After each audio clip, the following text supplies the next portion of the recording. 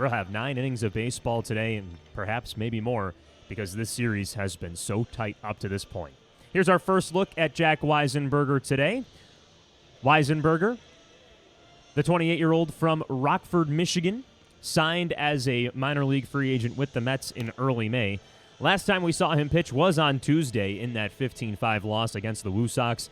3 innings and 2/3. He gave up 5 runs, just the second time this year where he's given up 5 or more. Yeah, Weisenberger came out of the bullpen for that game. He's done so twice this season, but now he's making his 8th start. At his best, he's hitting corners. He's getting a lot of swings and misses because he's got a nasty arsenal. 3 different variations of a fastball, 4-seam, 2-seam to go along with a cutter, and a handful of breaking pitches too. Slider, curveball, changeup. I love seeing all of them from him, and he throws hard. It's fun seeing a guy that at his best is hitting 95, 96, and then every once in a while hits you with something real slow like that curveball and catches hitters off timing and off balance. We've seen that a couple of times from Weisenberger this year. I know the last start wasn't pretty, but his first 2 in June combined for 9 1/3 with just 1 earned run allowed. That's certainly in there for Weisenberger. Sometimes we see it just for an inning or 2 at a time across a 4 or 5 inning outing, but when he puts it together for a full start, going 5+ innings, he looks like a guy that could do this at the big league level. And that's where Jack Weisenberger wants to be, but at this AAA level, it's a spot where he has never been up until this point. He was drafted by the Oakland A's, made it up to AA Midland during his time with the Athletics, and after this past season wrapped up, he didn't get a deal from the A's after dealing with some injuries. Started the season in the Mexican League, got a ton of strikeouts, and then found his way to the New York Mets organization.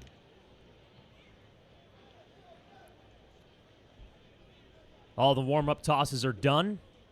Tyler McDonough's the leadoff hitter today for Worcester. Standing into the left side of the plate against the righty Weisenberger, and the first pitch of the ball game is a 4-seam fastball called strike. And we're underway. 1:09 p.m. the start time today. Temperatures still at 80 degrees on a sunny afternoon in Syracuse. 0-1 from Jack is hit in the air down the right field line. Melendez hustles towards the line, but it drops in for a base hit. He's stretching this to 2. Melendez comes up gunning to second, but it gets away, and now the runner's going to third. McDonough takes the extra base, and just like that, Worcester's 90 feet away from scoring. Really tough way to end the ball or start the ball game on a cutter, low and inside to McDonough. He pulls it into right field. Not that bad of a pitch because he hit the ball kind of softly. Melendez got to the ball as soon as he could, fired it back in. You gotta block that ball at second base. I know Short kind of collided with the runner a little bit, but that is really tough. So a bad break early for the Mets. It forces the infield in against Vinny Capra. It's also tough right off the rip for Jack Weisenberger. Just 2 pitches in, and there's a man at third. First pitch to Capra. Slider low. Ball 1. On the season, Weisenberger with a 6.25 ERA, 31 Ks to 20 walks. 1 ball, no strikes, and the pitch from Weisenberger. Cutter missed downstairs. Ball 2. In his 2 appearances with Veracruz in the Mexican League to start the year, 9 innings and a third, 12 strikeouts to 2 walks. And last year in Indy ball, he had 106 Ks with Hagerstown. 2-0. Heater runs outside, and it's quickly 3-0 on Vinny Capra, who's hitting .259 in 66 games with Worcester this year.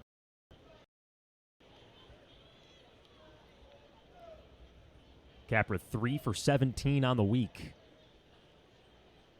He awaits a 3-0. And it's 4 balls to put Capra on first base. Well, not the start that Weisenberger had in mind, that's for sure.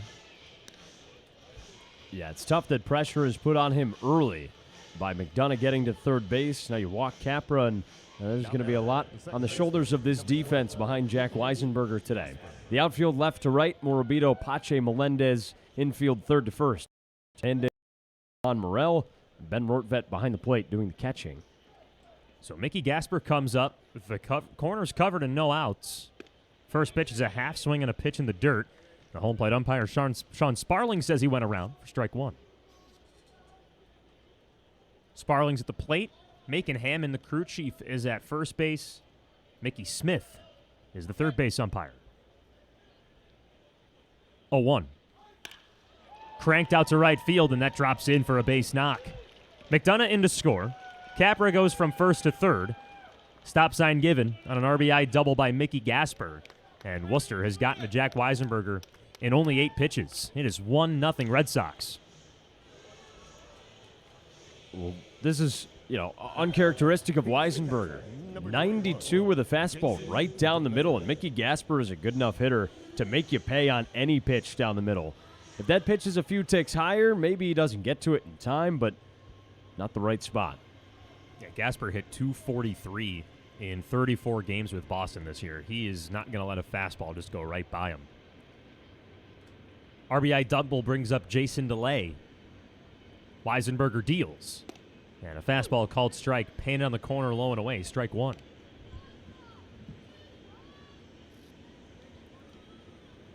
DeLay playing in his 51st game with Worcester. 234 average on the season. Pitch from Jack. Sprayed in the air to left field. Morabito, couple steps in. Camps under it. Comes up running, makes the catch. Throw comes in, and it's cut off by Hernandez. Nice throw by Morabito to get it back in quickly. And the first out of the game holds a run off the board. That's a huge out for Weisenberger. Now you have 2. You might be able to stop the damage at just 1 run for Worcester, but Alan Castro not an easy out. Thankfully, that fly ball is shallow enough to hold the runner at third. But the pressure's still on for Weisenberger with only 1 out and still 2 men on base.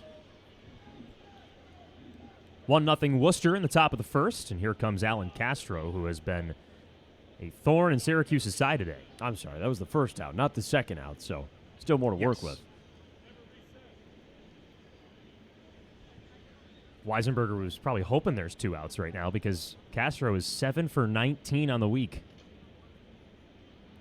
First pitch to him. Hits it through between short and third. It's a base hit to score a run.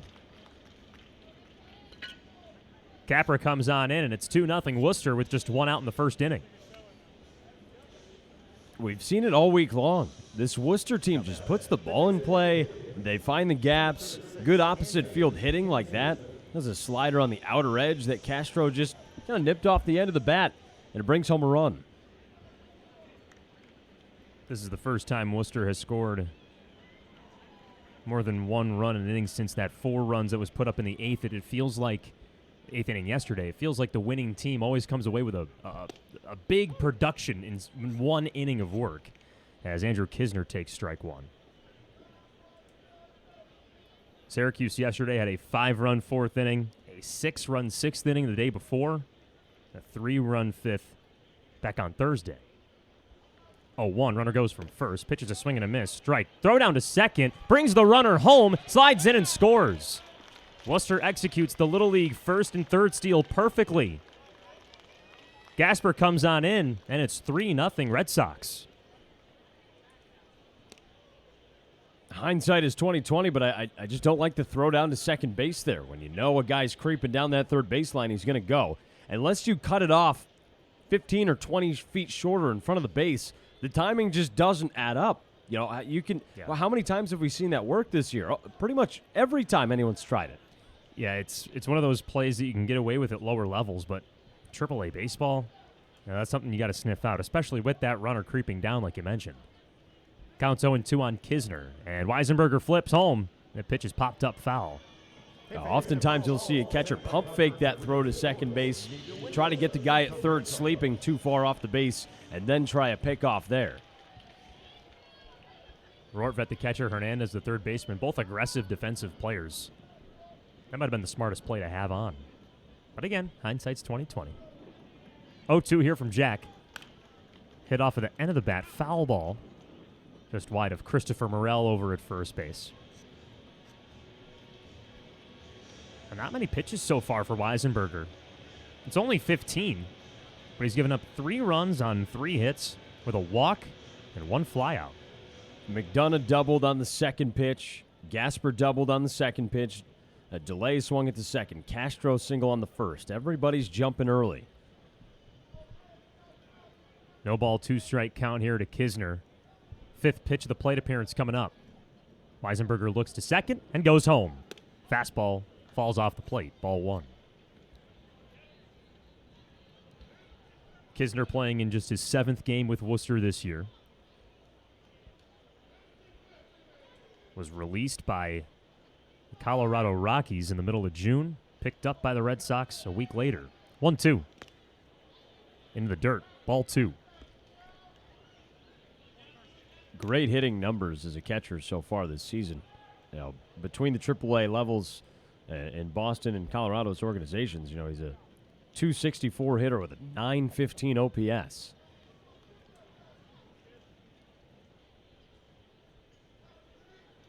Two now. Kisner lashes it to left field. Morabito back at the wall. It is gone. Kisner leaves the yard for the 11th time this year. And Worcester has hung 5 runs on Jack Weisenberger with only 1 out recorded. Red Sox lead 5-0 in the top of the first.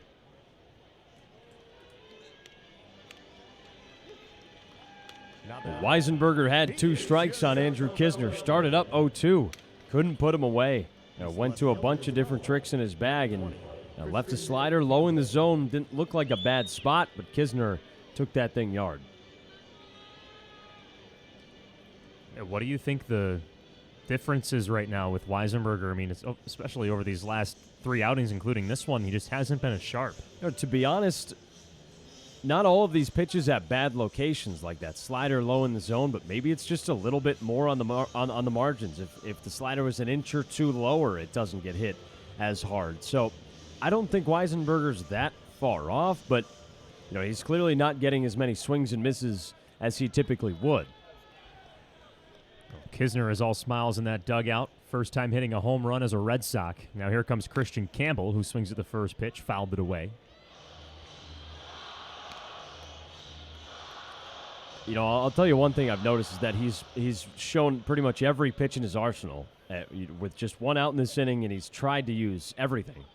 Dials home the 0-1. Campbell hits it off the handle. It's a fair ball, picked up in front of the plate, and Campbell's tagged out. Well, Campbell thought it was a foul ball right at his feet. Rortvedt picks it up, tagged Campbell, 2 unassisted, 2nd out. Yeah, Campbell trying to ask probably, did that hit my feet? I think it might be a foul ball, he might be saying, but no, just right off the dirt. He's looking upward. Rortvedt saying, oh, excuse me. Here we go. All right, that's an out. He's like, what are the physics on that? How did I put backspin on that ball? How is that possible? So 2 outs in the inning, no one on for Brett Harris, who takes outside, ball 1. 5-0 Worcester leads. Kisner with a 2-run home run to give them that 5th run. First home run allowed by Weisenberger since the month of May. 1-0. Called strike, makes it 1-1. Felt like the first couple starts for Weisenberger, they just let him go out and throw. Then they changed some things for his 4th, 5th, and 6th starts of the year where he looked his best. 1-1 pitch misses inside, 2-1. And by starts, I mean opportunities because he's also come out of the bullpen this year. But over his last 2 outings, the only time he pitched against the Iron Pigs in the start of this series, hasn't looked great. Weisenberger misses outside, 3-1, coming off the heels of 5 runs on 4 hits on Tuesday. He only got through an inning and 2/3 on June 24th in Lehigh Valley, his shortest outing of the season. Bullpen stretching out in left center field as Weisenberger deals 3-1. Harris takes that for a ride foul. It's into the seats, and the count runs full.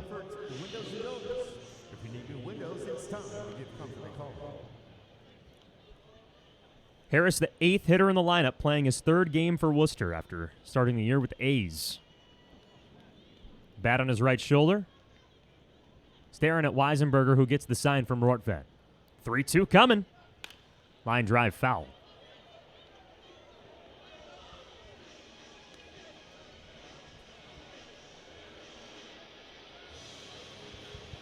Harris in 39 games overall, 37 with Las Vegas and 2 with Worcester. He's a .323 hitter. 3-2 again. Outside ball 4. Every Worcester hitter will have a plate appearance in this first inning.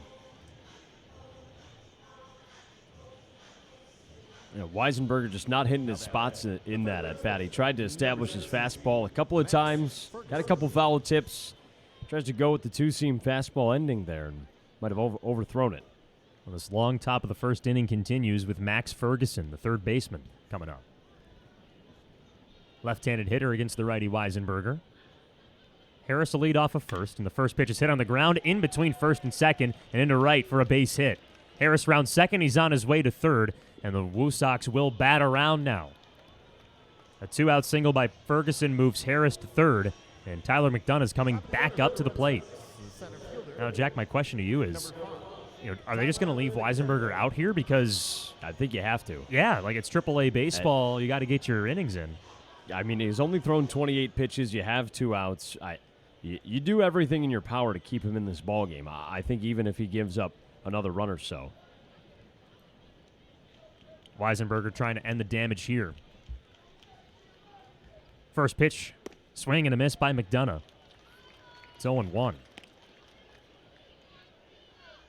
And Weisenberger is looking at the baseball right now. He wants a new one. His start on Tuesday was 83 degrees and partly cloudy. Then it was 3 days in a row of above 90 degrees. He gets an 80-degree start here on Sunday. He avoided the hottest of hot. McDonough pumps that foul. Let's make it 0-2.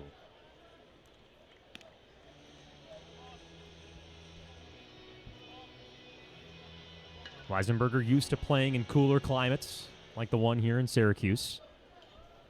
Played at the University of Michigan, is from Michigan.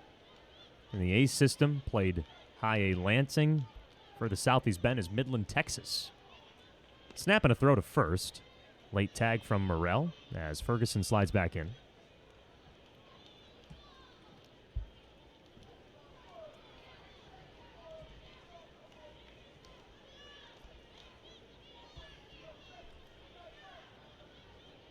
Weisenberger in the stretch, first base side. He throws 0-2. Runner goes from first. Pitch is foul tipped. Into the mitt for strike 3, and the inning comes to an end.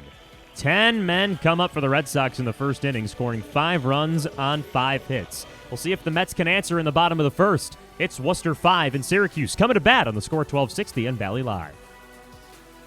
Well, Jack, Weisenberger is going to need a little help from this Mets starting lineup today, which is brought to you by the Chevy Silverado and your local Central New York Chevrolet dealers. But, Jack, if we know anything about this offense, they can explode at any time. They sure can. Last night, we saw a 5-run 4th inning. The day before, a 6-run inning. Mets need a spark like that. If you need a spark, Nick Morabito might be the best guy for it. He leads things off for Syracuse today against the lefty Raymond Burgos. First pitch is a cutter that lands in the zone, strike 1. Morabito playing in his 74th game with Syracuse this year, a near .270 hitter. The 0-1's taken low for ball 1. Raymond Burgos, the starter today for Worcester, carries a 6.81 ERA into today's appearance. 10th outing, 9th start of the season. Morabito crushes it deep to right field. Castro back. He's at the wall. It is out of here.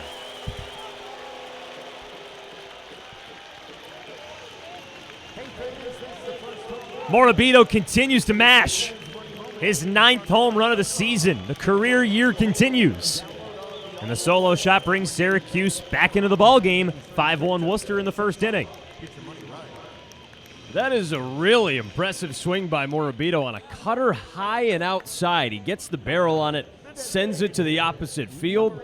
Morabito's power, like you said, Joe, has really ticked up this season, and it's made a huge difference for the Mets offense. The thing that he is the most proud of this year is power numbers. Here's Jorge Polanco down on big league rehab. He takes strike 1. Catching up with some local media earlier this week, they asked him, what's the best part of your game right now? Time is called before the pitch, even though Burgos fired it in there.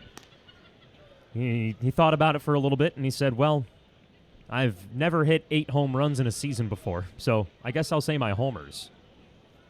The 0-1's taken low and in. Polanco with a little bit of a shuffle towards Burgos as the count levels up at 1-1. His 9th home run of the season, Last year in Binghamton, he hit 6 home runs in 118 games with 59 runs batted in. The 1-1. Misses outside 2-1. So he has set a new career marker in each of the last 3 seasons if you go back to him hitting 4 home runs back in 2024 in single and high A. Polanco knows a thing or two about hitting homers as well. 2-1 pitch is shot into center field. McDonough, a couple steps back, camps under the baseball and makes the catch for the first out. I think Morabito has just continued to get bigger and stronger, and we're seeing that really turn into a power stroke for him.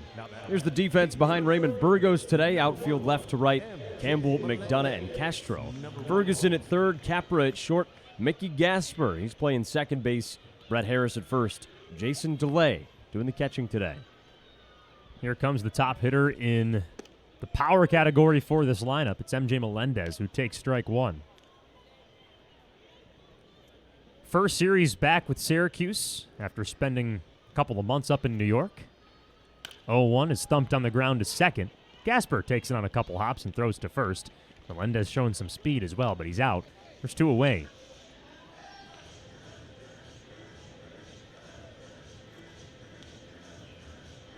Melendez attacking early against the lefty Burgos, who goes with a sweeper down low. We saw Burgos pitch back on Tuesday. His final line in that game was 4 innings and a third with 6 hits, 2 earned runs allowed, 2 strikeouts, and 2 walks.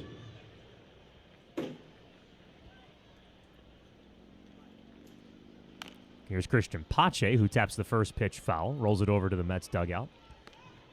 Pache up with Syracuse trailing 5-1. He is the ABM Industries cleanup hitter of the game. ABM, the preferred janitorial services provider of your Syracuse Mets. 0-1 from the lefty. Pache hits it on the ground to third wide, foul. It's 0-2. Bit of a slow week for Pache. 1 for 10. Does have a triple and did bring in a run. But he's a consistent ball player. You know, he only has 4 strikeouts this week. He's a guy who's routinely putting the ball in play. He stands in for the 0-2, which is taken in the dirt for ball 1. Not a guy we've seen in the cleanup spot many times this season, but getting the bump up maybe to try to spark him a little bit and sandwiched in between a pair of lefties today. Burgos lifts and fires. Down low, ball 2. One component of that is that there are so many position players on the roster right now. 14, including Luis Robert Jr. and Jorge Polanco, both big league rehabbers. They haven't had this many guys available off the bench pretty much all season. You can tinker around. You can give guys some days off. Creates a well-balanced team. 2-2 pitch is inside ball 3, but it's challenged by Jason DeLay, who thinks the inning is over. Catcher is challenging the ball. Blue Sox start to walk off the field, and now they'll run off because that is strike 3. Pache down looking on a fastball, Worcester inner has third, 2 and the challenges inning remaining. is over. Nick Morabito's 9th home run of the year makes it 5-1 Worcester as we go to the second on the Score 1260 in Valley Live. Mets will be on the road in Norfolk next week, and then 4 days off for the All-Star break. 5-1 Red Sox in the top of the second. First pitch strike by Weisenberger to Capra makes it 0-1. Weisenberger had a little bit of a break there in the bottom of the first inning when Morabito hit that solo home run, but needs a lot of help in this one. Pitch is jacked into left field. Morabito to his right. He makes the gliding catch for the first out. It's been quite a busy day for Nick Morabito out in left field. He's also had a pretty good week, and for more on that, here's Brendan Miller with our Chick-fil-A check-in. Yeah, and it extends beyond just this week as well. Nick Morabito came in just 1 game behind the AAA lead for hits in consecutive games. With his home run in the first inning, he now has 16 and puts him at the top of that list, tied with Charlotte's Ryan Gallany, who had 16 earlier this season as well. He's now the active leader. If he can pick another one up, he will take first place all by himself in AAA this season. And another one to keep an eye on, MJ Melendez, 3 straight games with a home run. So with an at-bat today, that streak has a chance to continue. He's right now in second place. 3 players have hit home runs in 4 consecutive games in AAA baseball this year, including former Mets prospect Jared Kelenic. A little full circle right there. Brennan, isn't this is one of the longer hit streaks the Mets have had in a while, which is kind of surprising. It's the longest since 2016. It was Neftali Soto who had 15 in a row way back 10 years ago. We're at a decade since we've seen a hit streak this long here for Syracuse. Just goes to show how hard a hit streak actually is. Yeah, I mean, to be that consistent for a multi-week stretch is so important, not only to a player, but to a team as well. You know you're going to get offensive contribution in that way. Gasper with a line drive into center field. Pache runs back, makes the catch in left center for the second out of the inning. The one part about Morabito's season that's impressive as well, Jack, is that now he has reached base safely for 20 games. He did that back from April 15th to May 8th as well, right before he made his big league debut. This is all happening while he's also developing a power stroke, too. Yeah. Usually you see contact numbers and on-base numbers decline. Here's Jason DeLay, who takes ball one. Still 5-1 Woo Sox, but nobody on, 2 outs. It's just one of the most fun things to watch at the minor league level. Watching a baseball player like Nick Morabito just become such a well-rounded player. 1-0. Staying on the infield this time and now drifting out to shallow center. Brujan can't find it. Pache can, and he makes the running catch right behind second base, and the inning is over. Much-needed bounce-back inning from Jack Weisenberger. As we go to the bottom of the second, it's 5-1 Woo Sox. In all of minor league baseball, NBT Bank Stadium, the site for this Sunday afternoon contest. Game 6 of 6 this week. Mets trying to split the series. Worcester's had the opportunity to win this series since Friday. Worcester leads 5-1. Yanni Hernandez leads off for the Mets. And the first pitch is not happening yet. As time is called, Hernandez called it right before the first pitch. Maybe it was by the home plate umpire saying, hey, you guys got to look at each other. Burgos now looking at Hernandez. And now the first pitch of the inning. Hit off the end of the bat foul. Strike one. It's 5, 6, and 7 due up for Syracuse. Hernandez, Morel, and Rortvedt. After the Mets had 1 run on 1 hit in the first, it was Nick Morabito's solo shot. Tall Red Sox for Burgos. He fires home and misses high and away. Ball 1. Yesterday's attendance number, Jack, 9,669. We were looking around this ballpark, and it looked like everyone had a seat. 1-1. Splintered into shallow center field. Tough play for anyone, and it drops in for a base hit. Into the Bermuda Triangle in right center field. Yanni Hernandez picks up his 3rd hit of the week. Another consistent bat in this order, now hitting over 308.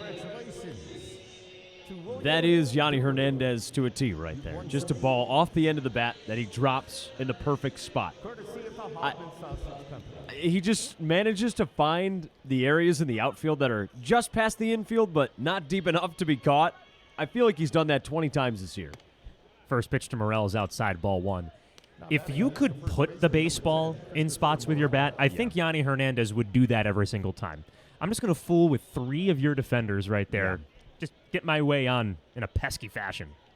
1-0 from Burgos. Outside, ball 2. I find it so similar to Luis Ariz of right now the San Francisco Giants, a guy who doesn't swing the bat hard, doesn't hit for a lot of power. He's won batting titles and consistently hits over 300 because he just places the ball. 2-0. Down low, ball 3. It's a tremendous skill, too. Like, not many baseball players ever learn to be able to say, okay, pitch outside, I'm putting this the opposite way. Inside, I'm going to pull it. I'm going to get early on it. He does that every time up to bat. A lot of that stems from confidence. You have to tell yourself that you're going to hit those baseballs in that spot. Christopher Morel works himself a 4-pitch walk. That is the first walk of the game, which is presented by Syracuse.com. From the stadium to your neighborhood, Syracuse.com connects you with the stories that shape our community. Stay connected with your local news. Subscribe today to Syracuse.com.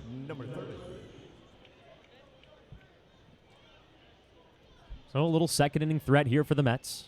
First pitch to the lefty, Rortvedt. He squares to bunt, pushes it to the right-hand side. Burgos bare hands and just tags Syracuse's catcher. Sacrifice bunt moves 2 runners into scoring position with 1 out. Ben Rortvedt is a good bunter. We've seen it a handful of times this season. He had a bunt single earlier this week, I believe. Just a skill that you got to work on in practice and pregame BP. He does it a lot. He's got a lot of power in his bat. You wouldn't suspect that he would drop down a bunt as often as he does, but he's a ball player. Paves the way for Zach Short, who takes ball one in the dirt, blocked by the catcher delay.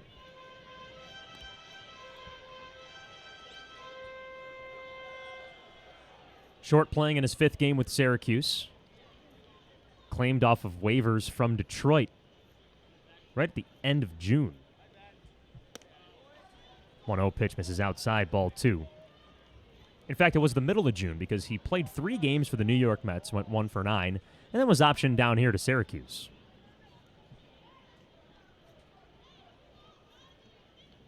Burgos grabs the rosin bag behind the mound.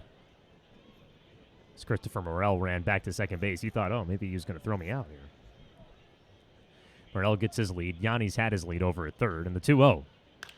Fly ball down the right field line. It's going to the berm, foul. It's been a long road in 2026 for Short.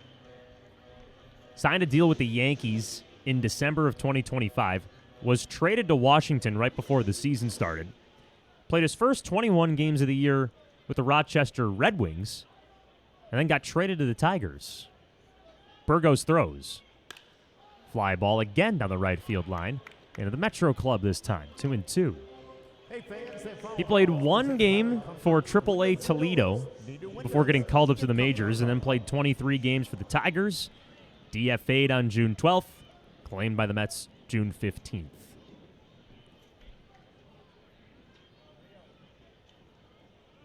Two to Short. And he skies it down the right field line again, foul. So he's a little bit late on these pitches right now. He's gotten 3 straight fastballs, 2 sinkers, and now 1 four-seamer. Just getting pieces of him and shooting him down the right field line. Does Burgos go back with a fastball? Maybe somewhere he can't touch it. 2-2 on the way. Fastball fouled away again down the right field line. That's 4 in a row now.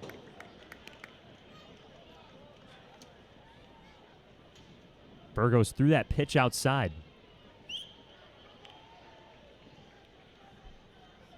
If he goes inside, it could handcuff Short and create an out here. Yanni's halfway down to third, runs back in the 2-2. Swing and a miss, strike 3.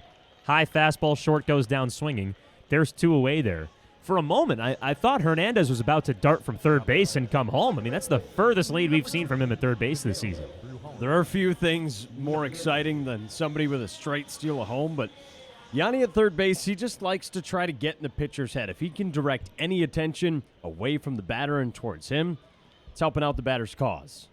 Here's Vidal Brujan, who pummels one down the left field line. Had the distance off the bat, but it is foul. It creeps its way up to the furthest point possible down that left field line. Upper deck, all the way near that foul pole.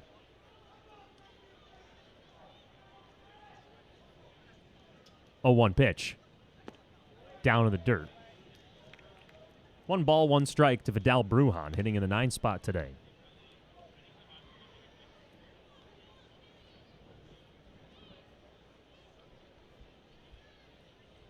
Brujan on the week, 2 for 10 with a triple and 4 runs batted in. He had 3 of those RBIs on that triple yesterday.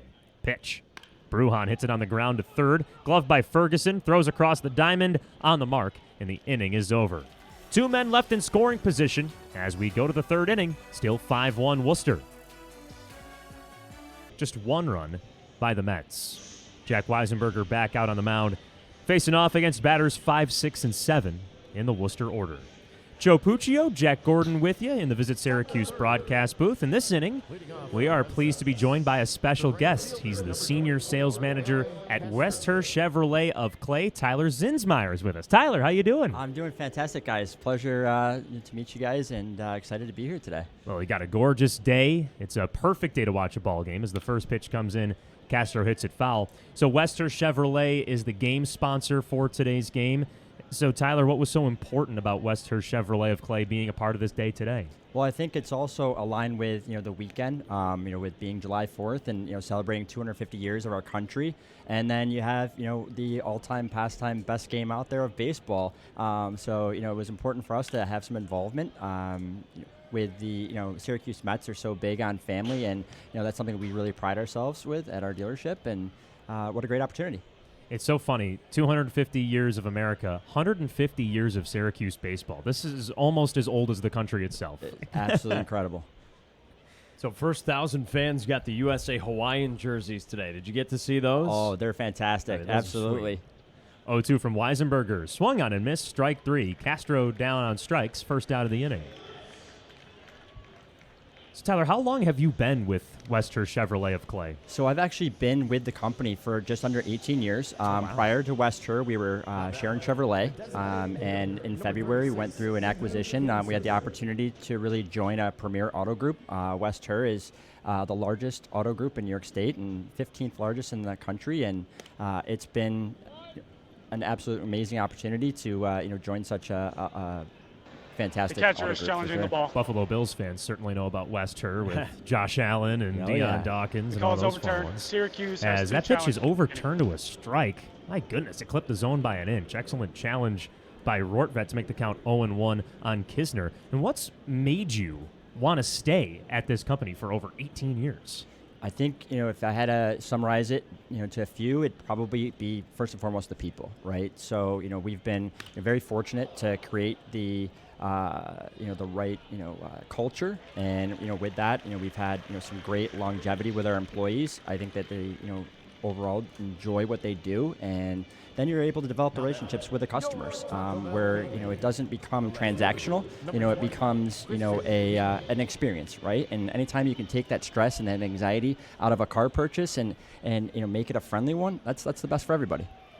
Andrew Kisner grounded out to second on a nice stop by Bruhan. So 2 up, 2 down. Here comes Christian Campbell. First pitch swinging, comes up empty. It's 0-1. So, Tyler, why do you think it's important for Worcester Chevrolet to sponsor events like today's where we celebrate America's 250th anniversary? Yeah, giving back to the community has always been a part of who we are. Sharon Chevrolet built a reputation for supporting local schools and families, charities, and organizations, and Worcester has continued the tradition and in an even bigger way.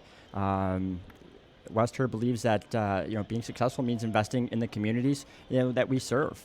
Events like today are an opportunity to connect with local families, support organizations that make a difference, and simply say thank you to the people who support our dealership year after year. Counts 2-1 on Christian Campbell, who grounded out to Ben Rortvet back in the first inning. It was a ball just right in front of the plate. An easy tag from the catcher. Swing and a miss makes the count 2-2. Red Sox in front 5-1 in the top of the third inning. After that 5-run first inning, Weisenberger settled in with 7 straight outs. Looking for his 8th. 2-2 pitch is pumped foul down the right-hand side. Tyler, is there anything special happening at the dealership this July? We got some great incentives. Chevrolet really, wanted to take advantage of the fact that it's a big deal this weekend with, July 4th and 250 years. And they actually have some great incentives on a lot of the vehicles, as far as, you're looking to purchase a new vehicle. We've also got, over 2,500, pre-owned vehicles that, if a new vehicle doesn't work for somebody, I'm sure we have a vehicle that will work for you. That's the benefit of being part of such a large auto group. We have 41 total stores, so that's been very beneficial to the customer himself. If I need a car, I walk into Worcester Chevrolet. What am I getting? What am I getting out of you guys? The service, from top to bottom, first and foremost, it's going to be friendly. It's going to be upfront, and we're here to serve you, not sell you, and we're going to make it a memorable and stress-free experience for sure. Sounds just like a day at the Syracuse Mets games. That's 100% right. I think that's all people want, because people are sometimes so worried about buying a car and everything that comes along with it, and I think they just want somebody around that's going to be friendly and do the right things like you guys do. Yeah, it's our goal is simple. We want every customer to feel comfortable and respected from the moment they walk through the door. Whether somebody's buying their first car or upgrading something new, coming in for service, we want them to have a great experience. Christian Campbell staying alive here. Hit a fastball back up to the press box. 8 pitches in this at-bat so far for Campbell. The multi-million-dollar man, right side of home plate. Weisenberger lifts the left leg, fires home, and Campbell fights it off again. What are the benefits of being part of the Worcester family of dealerships? Because you talked about how you are now a part of this big brand all around upstate New York. What are some of the benefits of that? Yeah, being a part of Worcester gives our customers the best of both worlds. We still have that hometown atmosphere, right? Where you come and you have those lasting experiences and relationships that you build. And the familiar faces that you've trusted for years. And with that, it's we have the resources of a large automotive dealer group in the country. The access to larger selection of new and pre-owned vehicles, more financing options, additional services, and customer first philosophy that's recognized throughout the industry. At the end of the day, our goal is to make buying and servicing a vehicle as easy and enjoyable as possible. So that's a fly out to center field to end the inning. Tyler Zinsmeyer from Worcester Chevrolet of Clay, thank you so much for joining us today. Guys, thank you so much. It's been a pleasure, and go Mets. Taste New York highlights the quality and diversity of food and beverages grown, produced, or processed in New York State. When you have a choice, buy local. Bottom of the third, first pitch to Morabito is pumped in the air to center field. Out goes the second baseman Gasper, who makes the catch. 1 pitch, 1 out in this third inning, brought to you by Taste New York. With Jack Gordon, I'm Joe Puccio. Thank you so much for joining us on this gorgeous 4th of July weekend Sunday. All the offense in this one, Jack, came in the first inning. Both Weisenberger and Burgos have settled in after giving up some early runs. Yeah, Weisenberger's retired 7 in a row. Burgos misses low to Polanco. Yeah, for Burgos, it's 4 in a row. And after giving up the single and the walk to Hernandez and Morel last inning, he really looked like he was in command once again without doing anything too different. He used his fastball really well. Switch hitting righty Polanco awaits the 1-0 pitch and takes it all the way, strike 1. Polanco playing in his 8th overall game with Syracuse this year. He's been rehabbing with Syracuse since the start of June, but had his rehab shut down halfway through. 1-1 pitch is hit back. It's fouled away to make it 1-2. He was rehabbing from a wrist injury, but then that nagging ankle bursitis or Achilles bursitis was returning to him. So he resumed baseball activities in Citi Field in late June, returned to Syracuse June 27th, but hasn't played for New York since April 14th. The 1-2 now is sprayed on the right-hand side foul. It's 1-2. For Polanco, he's just 1 for 19 in his rehabs with Syracuse. His lone hit, a solo homer.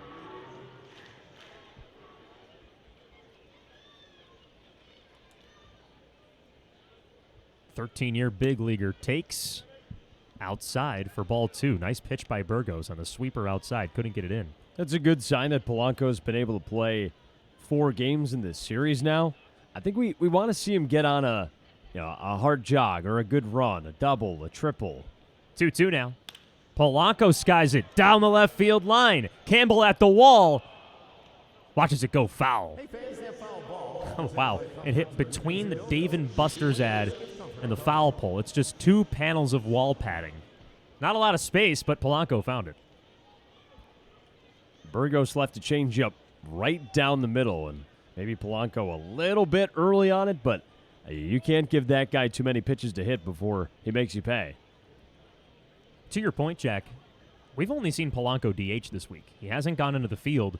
That's more than likely not going to be his job when he gets up to the Mets. He's going to have to pick up some position, as the 2-2 pitch is hitting the air to right field this time. Castro running in towards the line, makes the catch for the second out. Now, Joe, I think the thing is, the Mets might be saying he's going to have to play with this bursitis for the rest of the season, and it's something that he'll have to play through. They might want to limit that pain as much as possible by just having him swing the bat and trying to get as much value out of that as they can. So that might be the smart move at the end of the day, especially with how good Jared Young's looked at first base. Here's MJ Melendez, who torches one down the right field line. It hits off the half wall. Young, Wagaman, Vientos, Beatty. That's 4 guys that can play first base with the Major League club. And when Polanco's healthy, same thing for Luis Robert Jr. It'll be interesting to see who comes back down or who might not be with the club anymore, because Jared Young has played his way into an almost everyday role. 0-1 from Burgos. Melendez skies it down the left field line. It's going to the berm. There's going to be a competition for this foul ball. Gets down to the front row, bounces back up into the fourth row. Fought around, and none of the berm boys got it. Everyone was hopping over that railing to grab it. Seats win again. Count still 0-2 on Melendez. 6 for 19 this week. 0-2 now. Misses outside, ball 1, and he was yelling at MJ Melendez. He wanted strike 3 there. Did he say Bominos? Did he say he wanted... Yeah, he said, let's go. Yeah. The lefty goes at it again. And Melendez torques it into right field.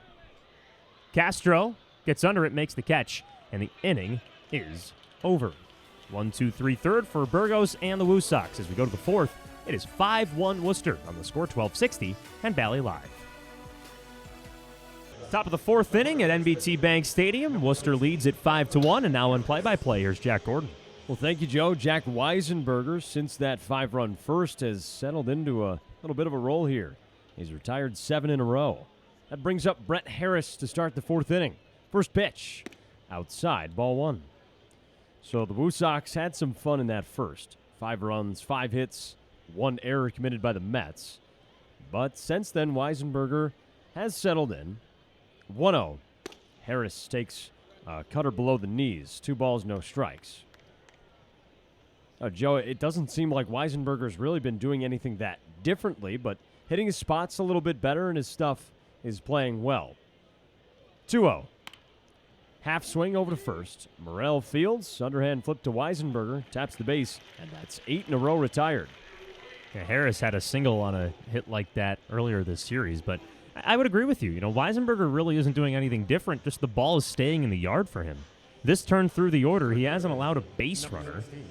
Gotten 3, now 4 hits into the outfield, 2 groundouts that were all caught. So, you know, Weisenberger's defense is there helping him out. It's still hard-hit baseballs, but it's right at defenders. 1 away for Max Ferguson, the lefty, and the first pitch is high, ball 1. 1 out, top of the fourth. Red Sox 5, Mets 1. Ferguson singled in that first inning. 4 for 15 on the series. 1-0 is popped up past the infield. Left fielder Morabito jogging towards the line. Makes the catch shoulder high with the sunglasses on for the second out. This is a huge bounce back. I mean, the Mets bullpen was up and moving in the first inning. You know, the thought came to your head, do they take Weisenberger out because he's just not performing? But his pitch count was low, even in that first inning. And pitch count is still low here with 2 outs in the fourth inning. He's thrown 59 pitches. Tyler McDonough up to bat. Switch hitter from the left side. Weisenberger winds up and throws. McDonough pops it foul, out of play. It takes some real mental fortitude to move on past that first inning where you give up 5 runs and say, you know what, I'm going to settle in and do something different. But what should give Weisenberger confidence is his team's offense that has exploded for runs in spurts this week. You just need 1 inning of 5 runs. Seems like a lot, but the Mets have done it twice in 2 days. 1 bounces. I mean, the Mets trailed at 4-0 on Friday. So they were down by 4 runs just like today. They put up a 6 spot in the 6th inning. Eventually won the ball game 8-7. Game 6 of the series here at NBT Bank Stadium. Mets looking to tie it at 3 apiece. It's 5-1 Red Sox right now as the 1-1 is fouled back, and Weisenberger once again gets ahead in the count. 1 ball, 2 strikes. Tyler McDonough 1 for 2 today. Doubled in the first inning. Came around to score. Struck out to end the frame as well when the Red Sox batted around. 1 ball and 2 strikes. Weisenberger winds up and tosses home. Outside, ball 2. Fastball is still ticking up, too. 95 with a heater on pitch number 62.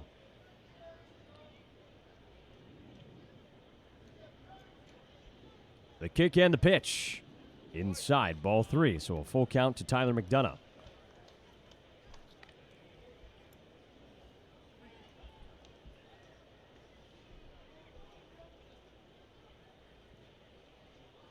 From the first base side of the rubber, stands tall, holds the black glove up near his face.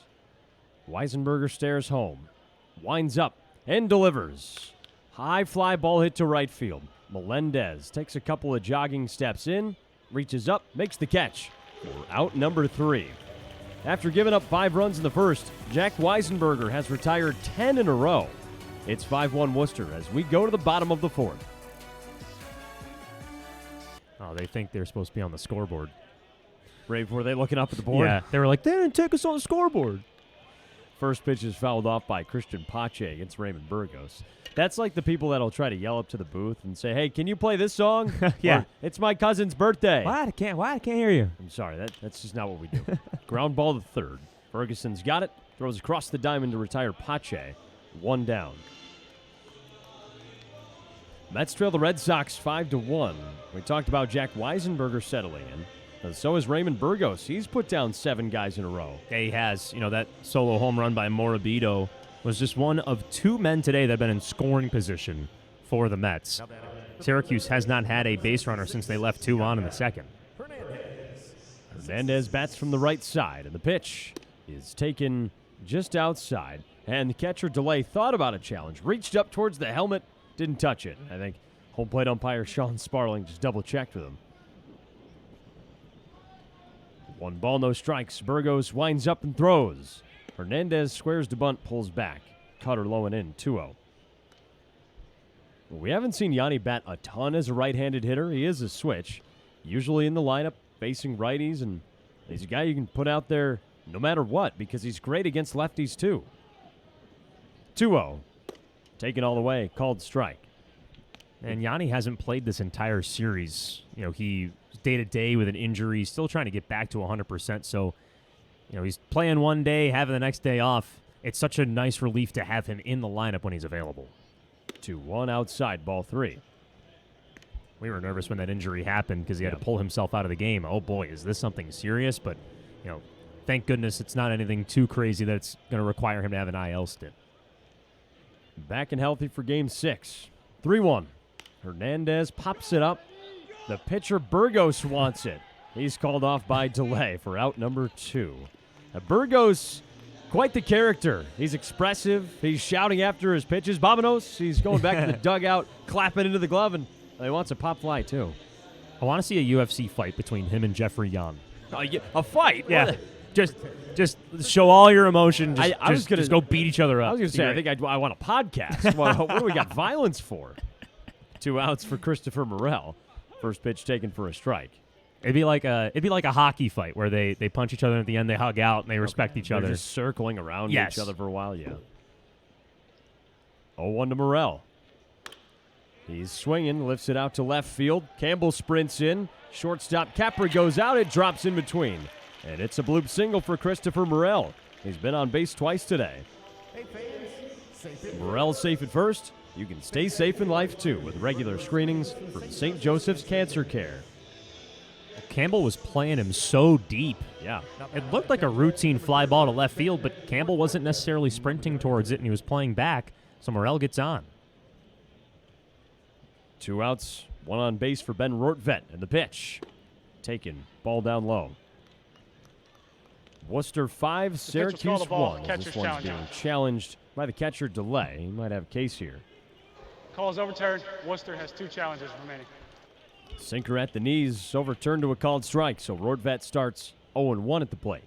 Just a delayed strike call. And that'll be it for Joe Puccio today. I'm here all next week. And the 0-1 pitch to Rortvedt swung on and missed into the glove of Jason Delay. Nice. Nice fist bump. Give me one. Thanks. Yeah. That's it right there. I will say, we got to shout out the Worcester PA guy, Ben. When Jason Delay comes up to the plate at Polar Park, he goes, Jason, delay. It's amazing. 0-2, runner takes off. Foul tip into the mitt for strike 3. Well, Burgos strikes out Rortvedt, ends the inning, and Morel stranded at first. 5th inning next. 5-1, Worcester on top of Syracuse. Because how do you go from 5 runs on 5 hits in the first to no hits, no base runners, no runs since that point? Here's Vinny Capra. First pitch. Swinging, and he lifts it in the air. Right field side foul. Drifts out of play. And a couple of things, not to play pitching coach here, that I noticed in the first inning. He got ahead in a lot of counts. He was 0-1. He got to 2 strikes. He had full counts a couple of times and couldn't finish from there. Ahead in the count, we saw doubles. The 2-run homer, he was ahead 0-2. And AJ talked about that for Jack Wenninger, saying just getting ahead is important for him. Well, it's important for every pitcher, too. A 1 pitch. Capra hits it in the air, right field again. This one might stay fair. Melendez sprinting into foul territory. It bounces. Him and Morrell can't get there. A good effort by both, but that one was in no man's land.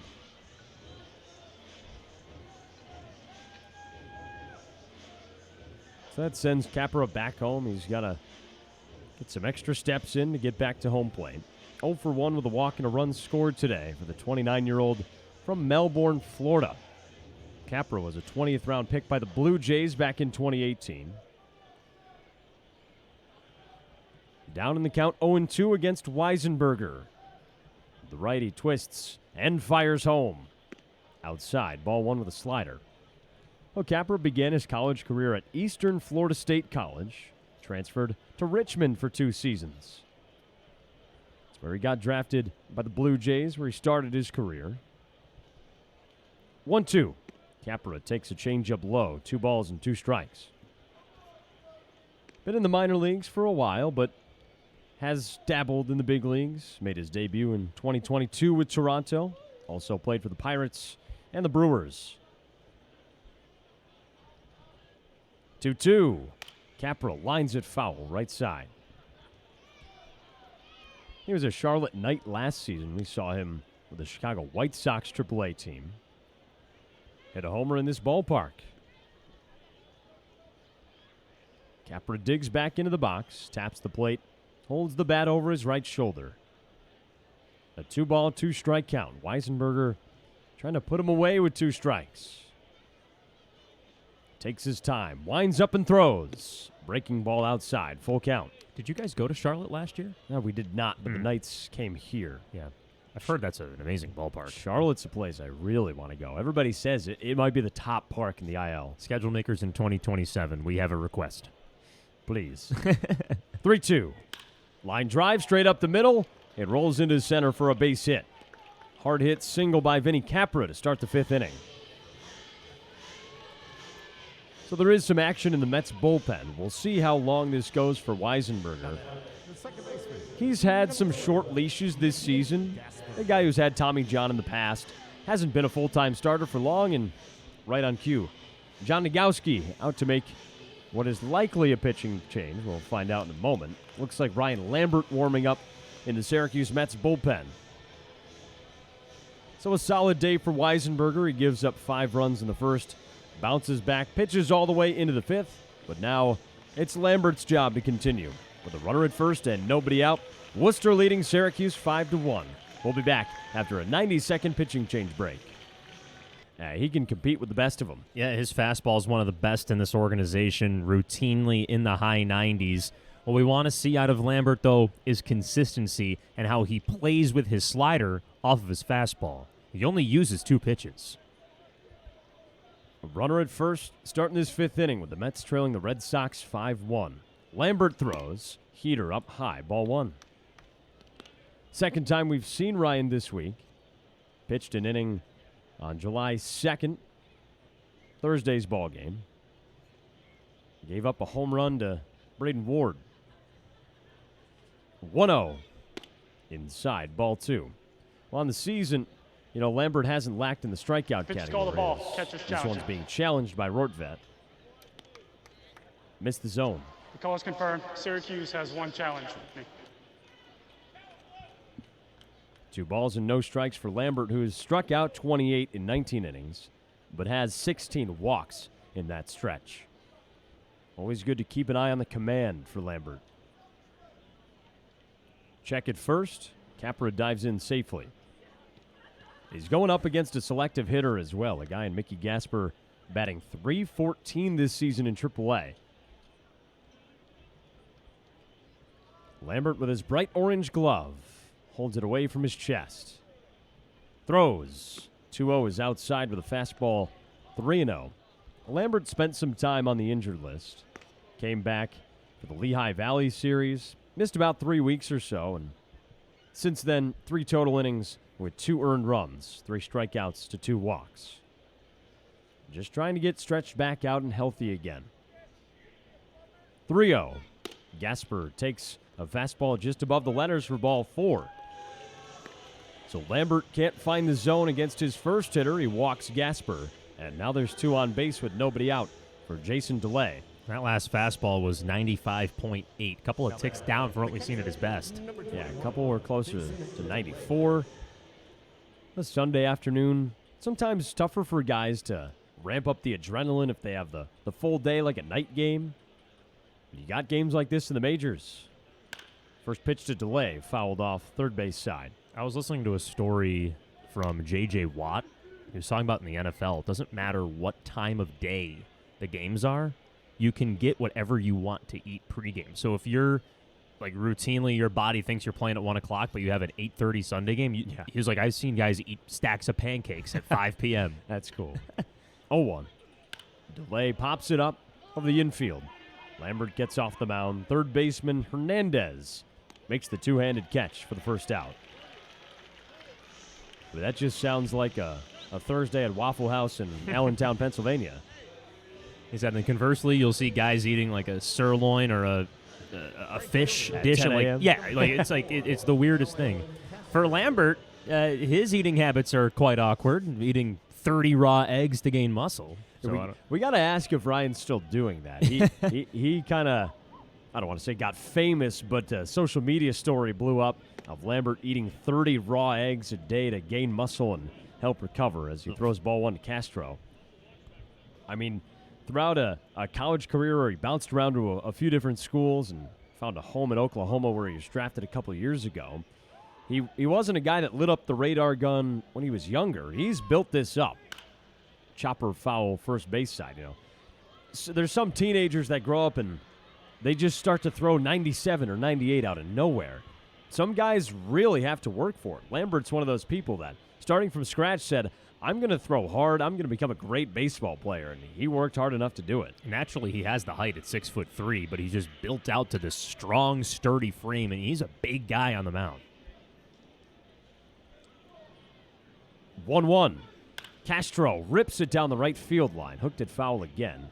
1-2 count. But here's the thing right now. It doesn't matter how much strength you put on. If your fastball is not hitting the edges and it's at 94, it's going to be taken out of the yard. So that fastball was rather inside to Castro on the black. He's got to keep those fastballs right towards the edges if he wants success today. 1 ball, 2 strikes with 1 out. Gasper at first, Capra at second. Mets down 5-1 in the 5th. Lambert fires. Breaking ball high and away, 2-2. Well, Lambert's a guy that says, I try to throw as hard as I can every single time. I'm rearing back, trying to get 100, trying to get triple digits, and if you can hit it, congratulations, but he's thinking, I can overpower anybody. 2-2 pitch. Castro grounds it softly foul, first base side. There's a lot of flamethrowers in this Syracuse Mets bullpen, which got one man smaller today. Gio Zuniga promoted to the big league club.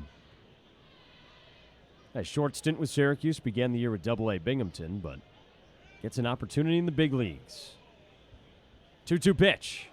Castro takes, called strike 3. Rung up on a 95-mile-an-hour fastball, but he challenges. The batter is challenging the strike.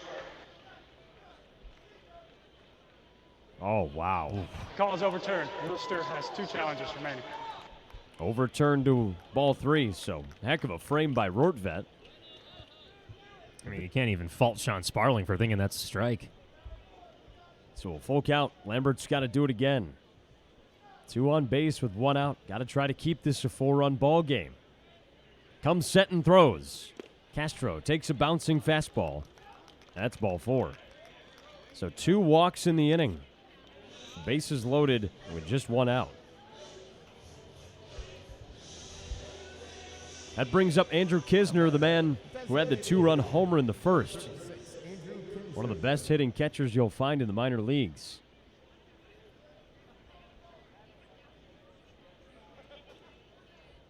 Center fielder Pache shifted towards right center. Middle infielders playing back, and third baseman Hernandez too. First pitch grounded towards second. Brujan fields, flips to second, gets one, throw to first, inning-ending double play. Lambert strands a pair. Mets make the right move with the bases juiced. It stays a 5-1 ball game as we go to the bottom of the fifth. Could you get what league I was talking about in that reader? Was that Major League Baseball? Yes, that one, the 3 letters. Called strike on short, down 0-2. We have that because, we're part of the elite in society. We work in minor league baseball. The what? It is amazing. The fact that we get to see all the major league games. Oh, through that the service. MLB Yeah, Plus, yeah, yeah. yes. 0-2. Check swing by short. Macon Hammond says he doesn't go. You can pair it up with the radio calls. It's perfect. If you're listening, Commissioner Manford, you're welcome. We're promoting your product here. No, but I love flipping through games at night. Oh, it's the best. 1-2 pitch. Short takes a ball low and in. I mean, not something you can do for our games, put the radio on the TV broadcast, because that quite literally is something that's already happening. We're on both simultaneously. But when you can put radio over a TV broadcast for a big league game, it's so cool. 2-2. Short rips it foul, third base side. That might be the next step, is to get the minor league radio in there for, like, when the team's on the road. Obviously, people can't watch and listen to us at the same time. Yeah. You got to pair it together yourself. That would be cool. Is there one home team that you love just randomly tossing on? Sometimes it's a ballpark or a broadcast that you watch. You're like, whoa, this is pretty cool. I catch myself throwing San Francisco on. Oh, yeah, nice. I like listening to John Miller a lot. So, and of course, it's a West Coast game, so they're always on after work, which is great. Burgos, the tall lefty. Winds up, throws the 2-2. Short, grounds it to short, hit sharply. Capra throws, gets him in time. Well, Raymond Burgos, a former San Francisco Giant, that's where he made his Major League debut 2 years ago. Had himself one heck of a start so far. He's only allowed 1 run on 3 hits. He's got 1 out here in the 5th inning. Mets down 5-1 against the Worcester Red Sox. 1 out, bottom 5, and he throws to Vidal Brujan. Switch hitting righty takes the ball high. 1-0. Well, Burgos, the 27-year-old, hails from Puerto Rico. Was an 18th round pick by Cleveland 10 years ago. 1-0. Brujan hits it in the air to center field. It sends McDonough jogging back, and on a trot makes the catch. 2 away. Well, Burgos was committed to Florida A&M before signing with Cleveland. Didn't end up playing college ball. Actually had to undergo Tommy John surgery right after the draft, and didn't make his pro debut until 2018. Came through Cleveland's system, played with High A Lake County, where he spent the most time for a couple of seasons. First pitch to Nick Morabito outside, ball 1. Then in the San Francisco organization, when he signed with San Fran in 22, played with AA Richmond, AAA Sacramento. Fly ball foul, 0-2. Made his big league debut in 2024. He was later DFA'd and came back to San Fran for a little bit, but released in 2025. And he, just like Jack Weisenberger, pitched in the Mexican League. Check swing Morabito, didn't go around. 2 balls and a strike.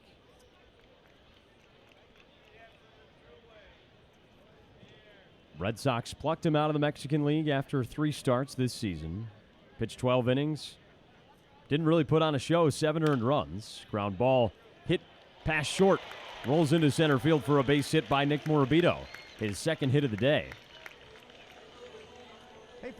Morabito's safe at first. You can stay safe in life, too, with regular screenings from St. Joseph's Cancer Care. But Joe, with Raymond Burgos, another one of those guys that was found in the Mexican League, didn't have great numbers, and Worcester's getting quality innings out of him. It's funny because it seems like the Mets and Red Sox are having the exact same seasons up in the bigs, that they're also signing Mexican leaguers to pitch for them. It's way, way, way too similar right now. As much as Burgos might try to talk his way out of this one, Iggy Suarez, the manager, gives him A round of applause as he puts a new pitcher in the ballgame. 2 outs, runner at first. We'll let you know who the new pitcher is when we come back from this 90-second break here in Syracuse. The 6'7", 23-year-old left-hander, Eduardo Rivera on the bump, replacing Raymond Burgos. 2 outs, Nick Morabito at first base. Mets trailing the Red Sox 5-1. It's been a really solid season for Rivera, who began the year with Double-A Portland, catapulted all the way up to the major leagues before ever seeing Triple-A Worcester. Now back down in Triple-A, putting up some really nice numbers. He's facing a big leaguer here, Jorge Polanco. First pitch. Polanco gets out of the way of ball 1. We'll keep our eyes on Nick Morabito at first base here. 27 of 29 stealing bases this year. Polanco 0 for 2, a couple of flyouts. Does have a homer this series. The 1-0 is a soft number to third. Ferguson Fields throws to second and gets the final out of the inning. Now Rivera only has to throw a couple of pitches. He ends the 5th. Worcester 5, Syracuse 1 as we roll on to the 6th. And Campbell takes the ball high. So the State Fair was established, it's got me thinking, since it's 250 years of America. 65 years after the Declaration of Independence. That's when the State Fair started in New York. 1864? No. Wait. Swinging strike 1-1. Yeah, wait, my brain is all screwed up. So I just read it. 1841, yes. Yeah. So 65 years. I just read it. Yeah. So like 54-ish years after the Revolution, swinging strike 1 and 2. And it's that much older than Syracuse Mets baseball. 35 years before the Syracuse Stars, we had the State Fair. My brain can't even get around that point. This weekend of 250 years makes you zoom out. 1-2. Low. 2 balls and 2 strikes as Lambert's got some velo back at 98. And it's astonishing because, there are so many towns that have lost their minor league baseball teams, especially around New York State. The fact that Syracuse has had theirs for so long is such an accomplishment. And as one of the smaller markets, 2-2 is fouled back. Syracuse is the smallest AAA market, I believe. And, for, like thinking about yesterday when we had 9,000 plus in attendance and an awesome ball game, great fireworks, you'd never know that this is a small market without the biggest staff in the world. 2-2 is fouled back. Well, Lambert's really heating up here. A couple of fastballs taken up to 98, trying to put away Campbell.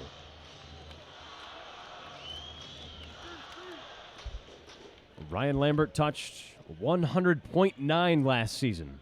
Hardest thrower in the organization. 2-2 pitch. It's a fastball just outside. Full count. Well, he said he wants to get above that. He's got high expectations. Shooting for 101, 102. Maybe not the 105 of Jacob Mizorowski, but close. 3-2 pitch. Fastball just off the plate at 98. Not a bad spot, but he walks Campbell to start the inning. Well, that's 3 walks for Ryan Lambert, and that might be it for him. John Nagowski going out to the mound to make a pitching change.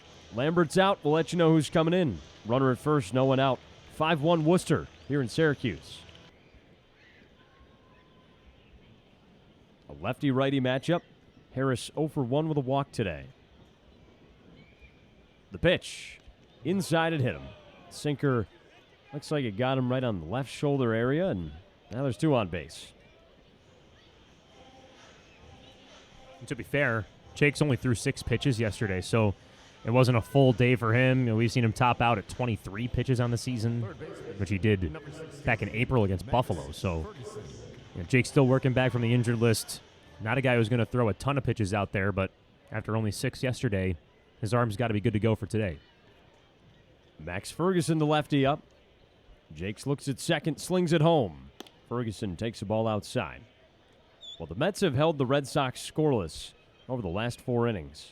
Worcester scored all 5 runs in the first, and then Weisenberger settled in. Lambert didn't allow any runs in the 5th. Worcester threatening. Outside, ball 2. Joe Jakes is a 31-year-old from Shrewsbury, New Jersey. Drafted by the Pirates in the 33rd round in 2018 out of Manhattan University. Former Jasper. 2-0. In for a strike. 2 balls and 1 strike, the count to Max Ferguson.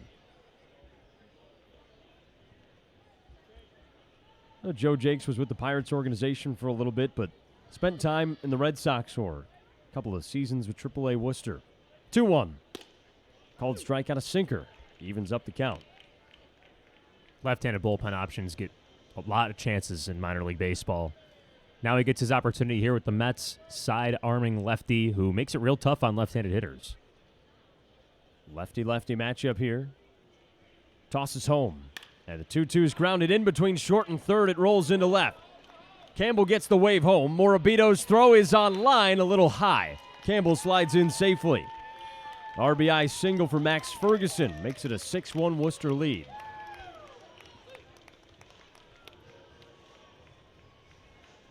Well, that's one of the easier pitches to see if you're a left-handed hitter against Jakes. It's a sinking fastball at the top of the zone that he just crushes the other way. First run for Worcester since the first inning. That brings up the leadoff man, Tyler McDonough. He's got 2 on base, nobody out. Worcester up by 5 in the top of the 6th. Jakes with a closed-off stance. Kicks and fires. Slapped foul. Oh, Joe, you mentioned how important it is to be a left-handed bullpen option. In what is trending towards maybe a deadline sell-off for the New York Mets, there's a couple of veteran lefties in their bullpen that are going to garner interest around Major League Baseball. 0-1. McDonough takes a ball high. Brooks Raley, A.J. Minter, they've both had good seasons and wouldn't be surprised if somebody else tries to pluck them, and then, in turn, the Mets might have a couple of bullpen spots open. 1 ball, 1 strike, he throws. Swing and a miss on the slider. And it really doesn't matter if you are a true World Series contender or a bubble team. Teams trade for left-handed bullpen arms. Also, Sean Manaea is in the bullpen, who's more of a bulk guy, so that he can consume multiple innings as well. Maybe he's another veteran that commands some trade talks. 1-2.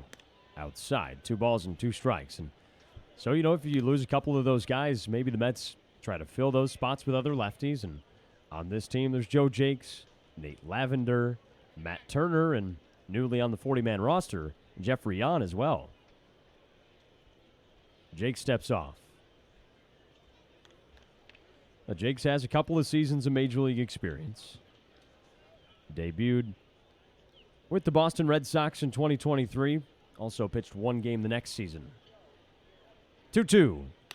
Line drive into left field, a base hit. Runners move station to station. Harris to third, Ferguson to second.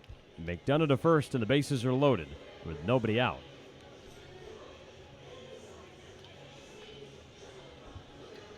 Bullpen continues to have some woes here. Back in the month of June, Syracuse's bullpen was middle of the pack in the International League with an ERA, but he gave up base runners with walks, 74 of them, third most in the International League, and things in June just kind of snowballed for Mets relievers. Jakes against Vinny Capra takes a ball high. Bases loaded, nobody out. Capra, the righty, up to bat, and this is challenged by Rortvet.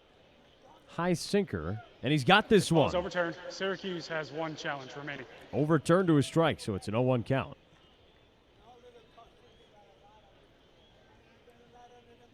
Capra 1 for 2 with a walk, single, and a run scored.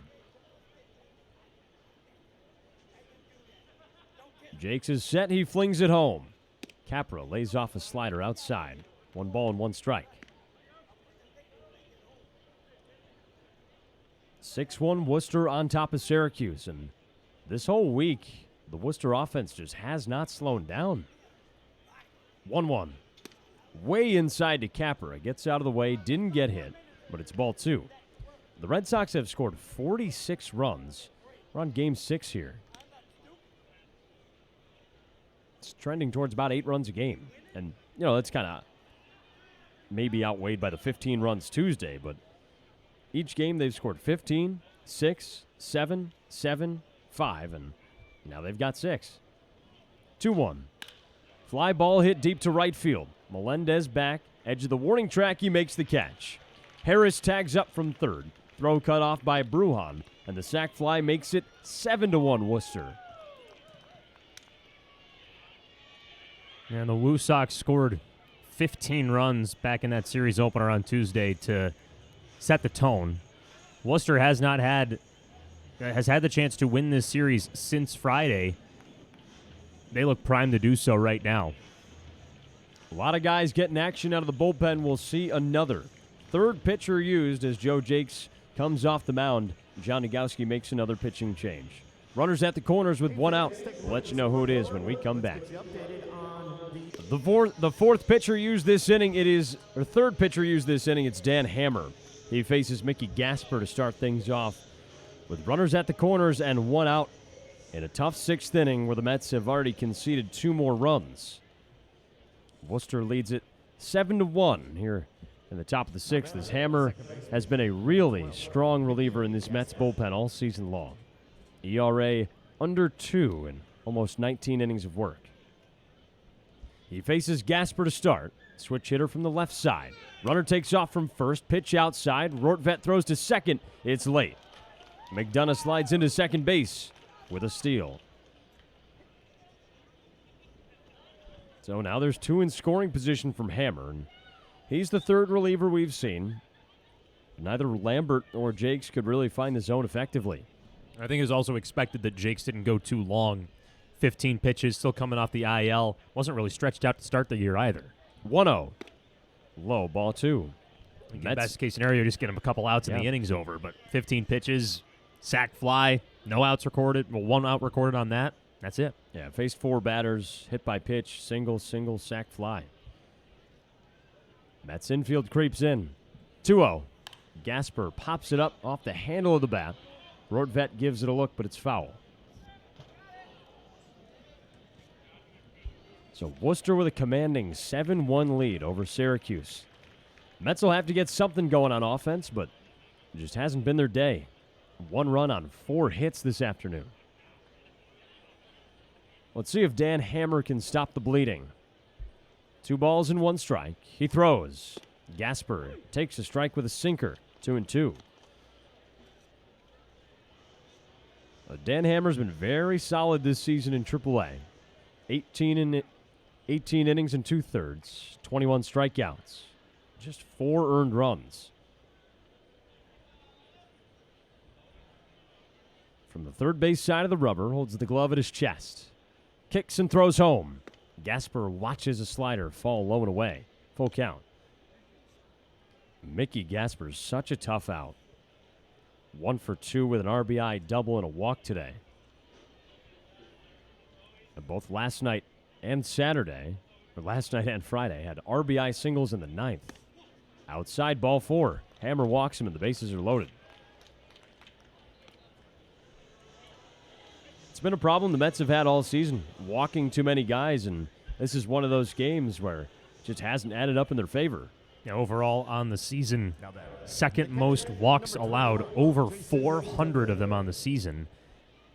Teams are also hitting, the teams are also scoring, but it's just these long innings that can really drain these relievers. Jason DeLay takes a first pitch inside, ball 1. Bases loaded, 1 out in the 6th. Syracuse trailing Worcester 7-1.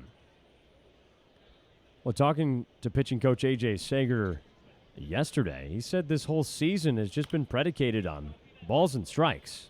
That's slapped foul, 1-1. He said, hey, if we walk 8 or 9 guys, we just don't give ourselves a chance to win. But if you limit them, like Friday's game, just 2 walks, well, they got a victory. Because when your bats are cold, your bullpen has to be used to its full extent. It makes it a really tough day.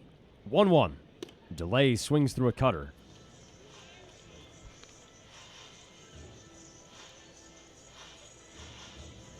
Middle infielders playing back, so does Yanni at third base. Morel a step behind, even with the bag at first. 1-2. DeLay takes a slider just outside. 2-2 the count. Well, Dan Hammer's done a great job of limiting runs this season with the Mets, and he's got a handful of strikeouts. The walks may be a little bit higher than he'd like right now. 16 walks in under 19 innings. 2 balls, 2 strikes, he throws. Breaking ball, chopped foul. A guy who can dial the fastball up to the high 90s, who we've seen strike a lot of guys out. Feels like maybe just some small adjustments for Hammer. Those walks will go down, and he could be even more dominant. Just overall, he's a reliever that the Mets have relied on. You feel pretty comfortable when he takes the ball. Can he escape this jam? Bases loaded. 1 out. And the 2-2 pitch is chopped foul again. Jason DeLay staying alive. Double-A walks were not a problem earlier this year. So, it's just the difference between Double-A and Triple-A, more selective hitters. Ferguson at third, McDonough at second base, Mickey Gasper at first. 2 balls and 2 strikes on DeLay. Hammer kicks and fires. Fly ball foul right field side. That was the 7th pitch of the at-bat.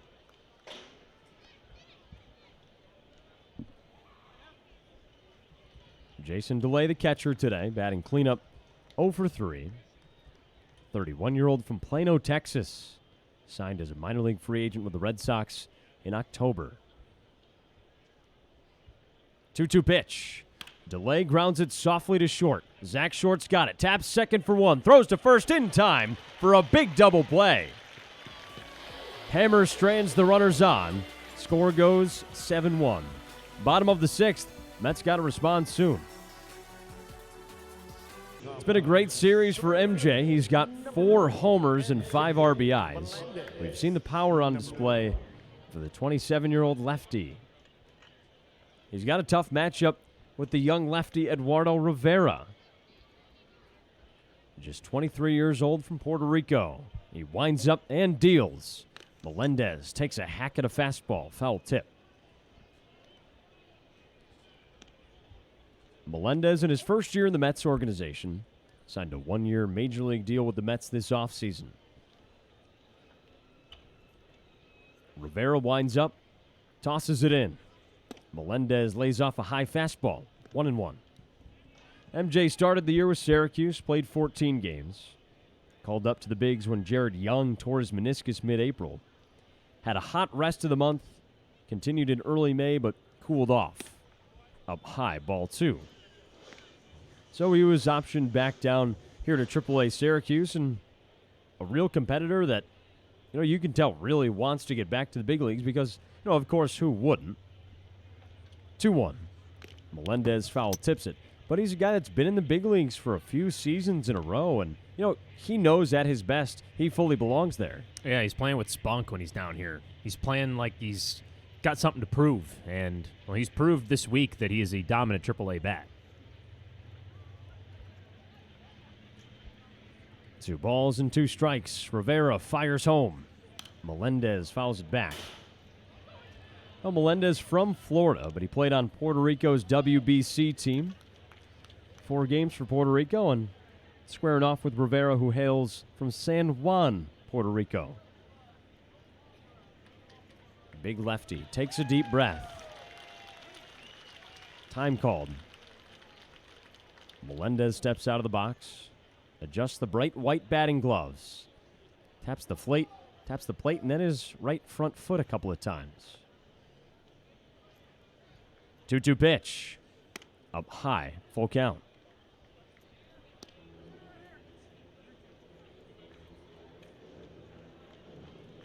Does the same thing again. Taps that plate 2-3 times. Hits the top of the right foot. Open stance batting from the left side. Rivera kicks and tosses. High fly ball hit down the left field line. Campbell ranging over. Third baseman Ferguson goes out. Goes into the berm. Ferguson collided with that wall pretty hard. Oh, my goodness. There's a dog pile. It looks like if you drop an M&M, a herd of ants are going to pile on top of it. Is everyone all right? That was a trampling. That was Brian Dawkins coming over the middle. Hello. Safety first at NBT Bank Stadium. It's just a ball, guys. Except for what you wanted, a fight between Raymond Burgos and Jeffrey Yan. Foul ball, left side, out of play, and Well, those two are professional athletes. You know, they're not UFC fighters. I don't want to see 8-year-olds trampling over baseballs on a berm. There's two different things. You talk about competitiveness on the diamond. Foul ball onto the berm, I mean, it doesn't get into much higher of a pressure situation than that. You know, on the field, they call everyone off. On the berm, Nobody gets called there's off. no one getting called off. There's about 40 I got it. It's mine. I got it. Oh, I have it. 3 balls and 2 strikes. Rivera trying to put away Melendez. MJ not making it easy. 3-2. Up high, ball 4. He lays off the fastball. He challenged him with the heater all 9 times in this at-bat. And Melendez wins the battle, working a walk. So not only is it the power swing for Melendez, but it's patience that he shows here in AAA. A big league approach. A runner at first, nobody out, bottom of the 6th. Melendez leads off of first, and Pache's up to bat. The pitch, way inside. He bends out of the way of ball 1. Christian Pache, the ABM Industries cleanup hitter of the game. ABM, the preferred janitorial services provider of your Syracuse Mets. 1-0. Popped up foul, headed towards the booth. A little high. Well, Pache not often in the cleanup spot, but today they put him there against a lefty. Pache's OPS against lefties is 200 points higher than against righties. It's 855. 0 for 2 today, though. 1-1. Line drive into left field. There's his first base hit. Melendez up to second. Pache into first with a single. That's a real job in the majors. But, you know, especially with this Mets outfield being heavily left-handed, there's some value in righties that can kill lefties. So if Pache continues to do what he's doing here, maybe he can serve as a role down the road for either the Mets or another big league team. That brings up Yanni Hernandez, batting from the right side, a switch hitter. Kicks some dirt around in the batter's box. He makes that place his home. Crowds the plate. Holds the bat over his right shoulder. Rivera's set and he throws. Hernandez pops it foul. Out of play. Pache at first, Melendez at second. Nobody out, bottom of the 6th. Mets trailing the Red Sox 7-1.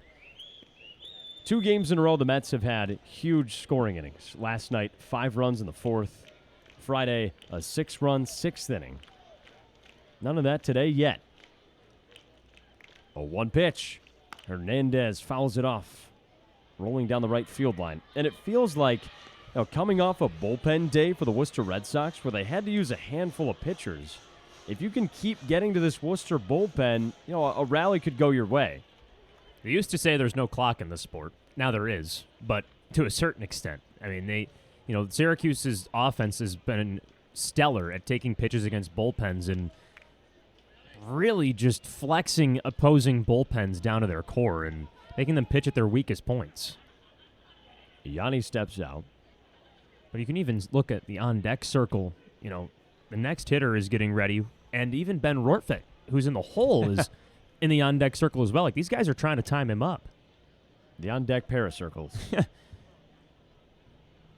0-2 to Hernandez. Hit in the air down the right field line, foul.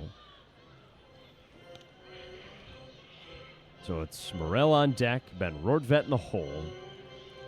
They've got 2 on base. With good speed, too. Melendez at second and Pache at first. Rivera comes set, puts the red and blue glove right above his belt. He fires home. Hernandez takes a changeup low. What do you think of that glove on Eduardo Rivera? That thing's shiny. Yeah, what is it, like a metallic It's got red? like some metallic chrome on it. Blue on the inside? I'm surprised it's not reflecting right in the batter's eyes. Well, perfectly for him. Boston Red Sox, Worcester colors, red, white, and blue. Same as Puerto Rico. Yeah. Maybe he's been using this one for a long time. That's a lighter blue than Boston's blue. 1-2 pitch. Hernandez pops it foul again, and they're really making Rivera work. There's a 9-pitch plate appearance for Melendez. 3 pitches to Pache, and that was pitch number 6 of the AB. Rivera's thrown 19 pitches. He got the last out in the 5th inning, but only 3 men have come up in this inning. See if the Mets can actually get to him. Can they make something happen on offense for the first time today? 1 ball, 2 strikes. Rivera's set. He slings it home. And Hernandez pops it foul again. Well, nothing's getting by these Mets hitters, and he's given fastball, sliders, and changeups to Yanni Hernandez. And his fastball's in the low 90s, slider in the mid 80s. Doesn't feel like anything too overpowering. So if you see a pitch, drive it. 1-2. Hernandez grounds it to third. Ferguson fields, taps the base, throws across his body. A tremendous double play by Max Ferguson. He gets Melendez out at third and makes the play to retire Hernandez. As Pache moves up to second, there's 2 down for Morel. Just a bad circumstance for the Mets, right? I mean, hit it to anybody else, and you make a double play ball a little tougher. But Ferguson makes that play in stride, a nice throw over to first as well. And just like that, that threat is erased. He was watching his Nolan Arenado highlights this morning. First one to Morel, swung on and missed, 0-1. Right next to his bowl of Manny Machado's. Machado's? Oh, Yeah. that could be a cereal. Mm-hmm. So we get Manny's team on the line. Got another way to make millions of dollars, Manny. 2 outs. Runner at second for Christopher Morel. 0-1 is way inside. Some positions get a lot of glory. Center field, shortstop, diving plays, jump throws. A well-played third base might not be better than, or might be better than everything. It's probably the most artistic position to play. You've got to be an acrobat. You can make some really difficult plays out there look pretty simple. 1-1. Morel lays off a breaking ball low. Christopher Morel's been on base twice. Ben Rortvedt chatty in the on-deck circle. Always a chatty guy. Yeah. Keeps the room alive. 2-1 pitch is hit in the air, popped up in the infield. Shortstop Capra comes in. Into the grass, reaches up, makes the catch with his black glove. You can enter for your chance to win the ultimate Chick-fil-A birthday party, presented by Chick-fil-A Cicero. One lucky winner will receive $500 in Chick-fil-A catering. $500! And a special appearance from the Chick-fil-A cow. Winner will be notified tomorrow. So for the final time, you can enter for your chance to win. For details, visit SyracuseMets.com. I'm emotional. Wow. Well done, Jack. Not going to utter those words again in 2026. Hammer deals to Castro. Ball inside. Actually, what we should do is find out who won the challenge and then shout them out. And that'll be the last time that we mention it because we're very invested in who wins this birthday party. Yeah, we've said this 87 times. Literally. Next pitch misses. 2 balls and no strikes to Alan Castro from Dan Hammer. Better be a rip-roaring party. Oh, also it's a Sunday. You can't even go to Chick-fil-A today. Oh, jeez. Good thing I got my tenders at the ballpark today. Good tendies. Very good. 2-0 pitch. Castro grounds it sharply to second. Backhand stab. Brujan from the outfield grass makes the throw. 1 away. I'm still eating them because... You're slow Jaws Joe, that's why. That's why. Unlike Joey Jaws yesterday. Ooh, yeah. King, Joey Chestnut with another victory. I like that. You had to rate people on a Joe Puccio to Joey Chestnut eating scale on how fast they are. I don't think any human gets close to Chestnut. Or you, Puccio. or you, for that matter. How many tenders do you have left right now? Hold on a second. 1 away. Here's Kisner. Dives out of the way. Ball 1 inside. Yeah, they're all done. It only took you 7 innings. Yeah, and about a half hour before the game as well during your pregame show. Do you like them cold or you just eat slow? Yeah, I don't mind them like mild. I don't mind them room temperature. Not salmonella territory. Don't get me wrong. Temp tendies. That's what they've been the last 2 innings. Pitch up high. 2 balls and no strikes. They get the job done on this Sunday. Well, Andrew Kisner got the job done in the first. 2-run homer that helped a 5-run Worcester first inning that they've never looked back on. It's a 7-1 Red Sox lead with 1 out in the 7th. Hammer faces Kisner, righty-righty matchup. Brown glove at his chest. Hammer fires. Way inside, off the glove of Rortvedt. 3-0. Well, it's been a nice Sunday so far. Everything coming together at the ballpark. Nice weather. Jersey giveaway with the USA 250th Hawaiian shirt. Everything but the score right now.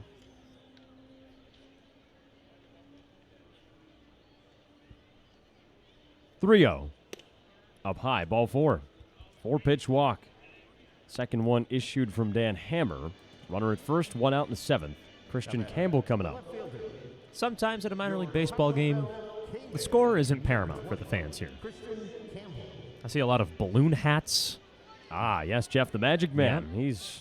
He's churning them out today. Of course, they're red, white, and blue. Can you do any magic tricks? No. You made some tenders disappear. First pitch to Campbell, swung on and missed. I can make my friend laugh. Who? You. Go laugh now. No. Okay. Well, I'm not a magician then. Well, Campbell's 0 for 2 with a walk. Run scored. Wiggles the bat over his right shoulder. 0-1. Popped up, foul. Down 0-2. You got any tricks up your sleeve, pal?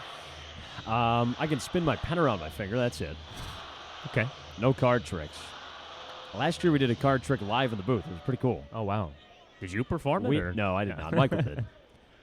We also opened cards in the booth, which was really fun. Ooh, we got to do that this year. 0-2 is low. Ball 1. There was a young fan reporter who leads a YouTube channel with his dad called Orange Kids. That was at the ballpark a couple days ago. He was opening up cards with players. It was really cool watching them flip through cards, seeing great players, rookie cards. 1-2. Campbell pops it foul. The two faces of this were Nate Lavender and Zach Thornton. They love baseball cards, collect thousands of them. So they were very invested. I think the coolest moment, though, was with Ji-Wan Bae. Yeah, Ji-Wan Bae pulled himself. 1-2 pitch. Campbell pops it in the air, foul territory right side, smashes the bat into the ground as the first baseman Morrell makes the head-high catch for the second out. And so Ji-Wan Bae opened up a pack of cards, flipped through a couple, and found his own. Yeah. He was like, let's go. I'll sign it for you. And then they also pulled, I believe it was a Vladimir Guerrero Sr. signed Expos card, Yeah, like that one was of sweet. 25 or something like that. Yeah. I guess that's rare. Brett Harris up, 1 on, 2 out. 7-1 Worcester, and Hammer's pitch is skied in the air, foul again. Morrell chases after it with his lime green glove. He makes the two-handed catch and ends the inning. Well, Dan Hammer records 5 outs. Doesn't allow anyone to come in and score. 7-1, Worcester on top of Syracuse. Bottom of the 7th next. Streaming is free to fans with SNY as part of their pay TV package. Also available for purchase as part of a subscription. Download the MLB app and stream SNY today. A peek inside the Syracuse Mets team store. Chock full of great merchandise. Hats, shirts, hoodies, jerseys, anything. Ben Rortvedt leads off the bottom of the 7th. Syracuse trailing 7-1. And it's Tyler Uberstein on the mound, the side-arming righty, who drops in a strike. Well, the Mets ran into an absolute buzzsaw in Tyler Uberstein earlier this week. Swing and a miss. 0-2. Uberstein pitched 3 scoreless innings on Thursday.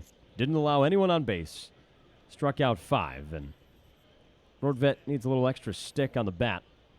Spraying the bottle onto the lumber. Well, Uberstein was great. Looked unhittable the other day. Yeah, he was. And he's been a name in the Red Sox pitching prospect pool that, people are keeping an eye on because he's 27 years of age and can pitch in the majors. Fastball low to Rortvedt. 1 ball, 2 strikes. Only 1 outing with the Boston Red Sox this year, but, with Worcester this season, 19 innings and 2/3, 22 strikeouts to 8 walks. Ground ball to third. Ferguson vacuums it up, whips it to first. Rortvedt retired.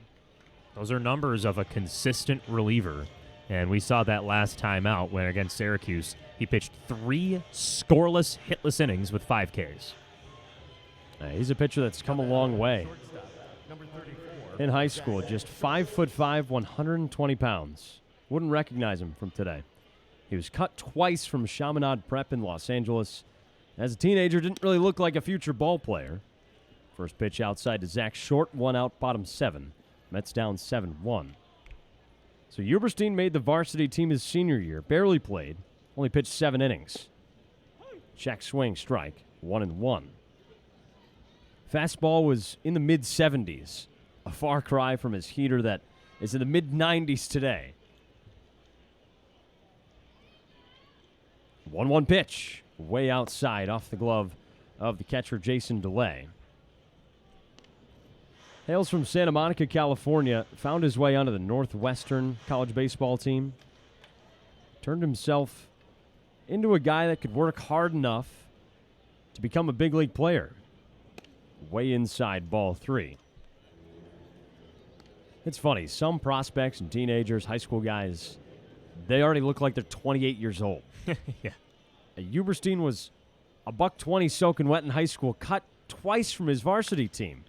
Popped up foul, full count, puts on weight, gets stronger, finds his way to D1 baseball, then finds his way to the big leagues. I mean, yes, growth spurts help, but you don't do that without a lot of hard work.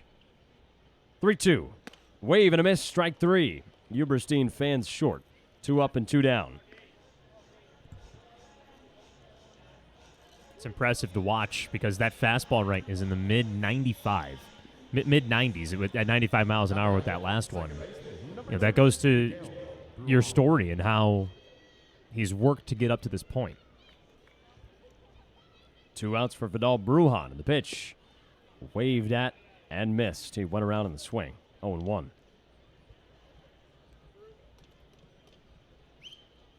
Uberstein with the Red Sox red glove. 0-1.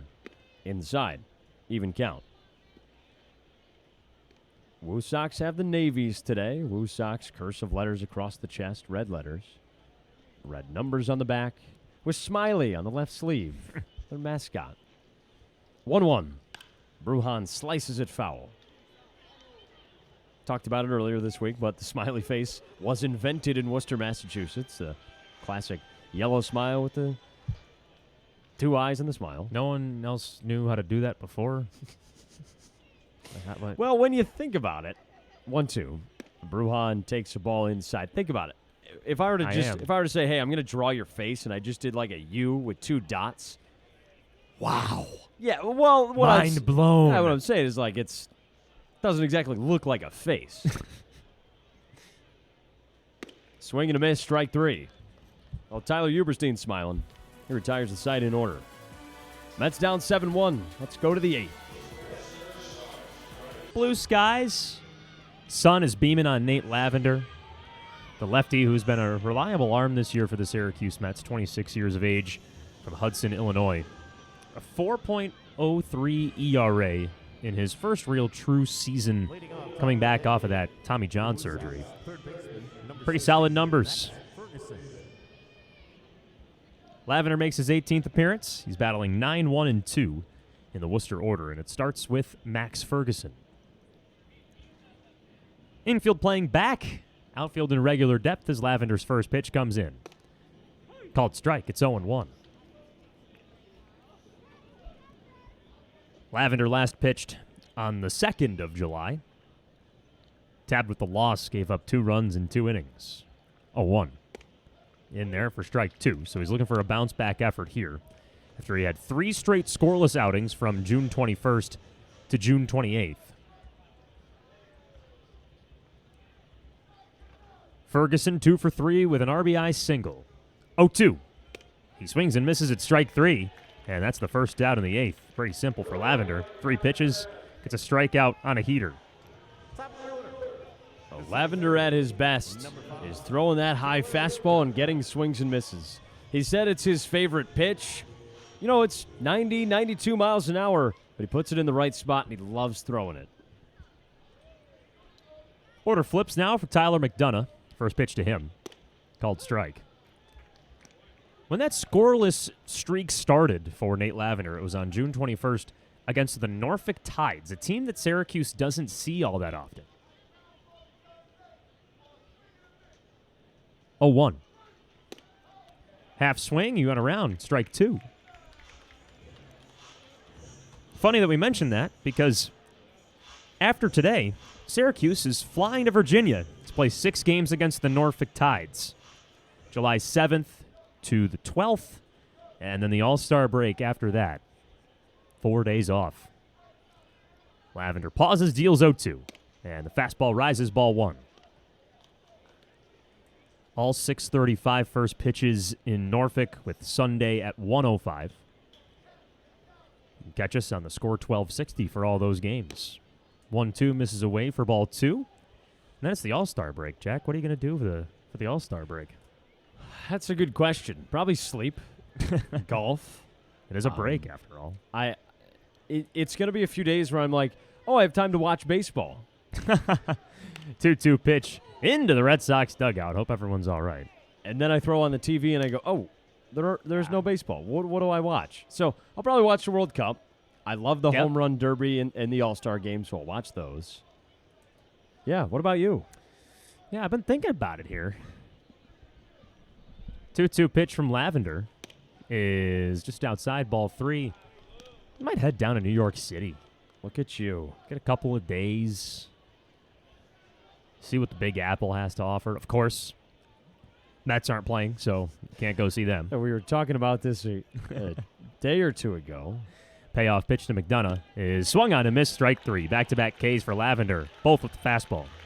During our minor league seasons, we hit the All-Star break, and we're like, oh, a few days off. Maybe we can go to a Mets game or a Yankee game or somebody close by. And then we realize, oh, yeah, it's everybody's All-Star break. There is no baseball. Yeah, no, we can't have. And that might be a sign from God telling us to stop watching baseball. Yeah, you can for 4 days. relax a couple days, fellas. There's more in life than baseball, even though that's hard to believe during this time of year. 7-1 Worcester, top 8. First pitch to Capra, called strike. After the All-Star break, Syracuse plays 3 games against the Buffalo Bisons here, Friday, Saturday, Sunday, and then it's the lone 12-game road trip of the year. 0-1 is in there for strike 2, so the Mets will go to Scranton for 6, and then the buses won't stop in Syracuse. It'll go straight to Rochester to play 6 against the Red Wings, and then all of a sudden we're in August. How strange is it? There's only 8 home games in the month of July. Yeah, that's nuts. Felt like we had a million in the snow. 0-2. Swing and a miss, strike 3, and Lavender punches out the side in the 8th. Dominant 8th inning from the left-hander. On to the bottom of the 8th. Mets trail by 6, 7-1 on the score 1260 in Valley Live. Made his Worcester debut by throwing an inning, dishing out 2 walks and 1 strikeout. Not a pressure-packed situation here. He misses high, ball 1 to Nick Morabito. 1, 2, and 3 for the Mets. Jorge Polanco is in the on-deck circle, so we'll see him hit again. 1-0 pitch from the righty. Inside, 2-0. So down in Washington right now, a man who has tormented the Syracuse Mets this year is making his major league debut. It is Eddie Jean, one of the best relievers in the International League this year. There's a special note about that, though, on the way he got to the mound. 2-0 pitch is high for ball 3. I believe it has just started this weekend. I haven't seen this at any other point in time, but the Nationals have re-debuted a bullpen cart. And Eddie Jean was sitting in the back of a bullpen cart. 3-0. In there, strike 1. Temperatures in the 100s in our nation's capital on the 4th of July weekend, so the Nationals helping out their relievers with a bullpen cart, which used to be commonplace and mandatory. Bring it back. Yes. 3-1 pitch is taken low and away, ball 4. So Morabito's on to start the inning. Wouldn't you want to see, like, Scooch driving Nate Lavender out to the mound in the 9th inning or something? Oh, yeah. Could you imagine, like, Jeffrey Yan dapping up Scooch on his way to the mound? Like, that's priceless. Jorge Polanco, number 11. Miss bullpen carts. Good to see the Nationals doing what's right. Speedy Morabito on at first for Jorge Polanco, hitless today. First pitch. He takes strike 1 on the outer third. 2 flyouts and a fielder's choice for Polanco. He's 1 for 21 with the Syracuse Mets this year. The question is, do we see him take that flight to Norfolk and join the Mets for the 6-game series in Virginia? 0-1. High for ball 1. It was reported that, Jorge Polanco is dealing with that Achilles bursitis yet again, and so the Mets just want him to play some consistent baseball. But, knowing the Mets, with their affiliates being so close to New York City, he might not take a trip to a far baseball game. 1-1 pitch is hammered in the air right field. It's way gone. Jorge Polanco leaves the yard for the second time on big league rehab.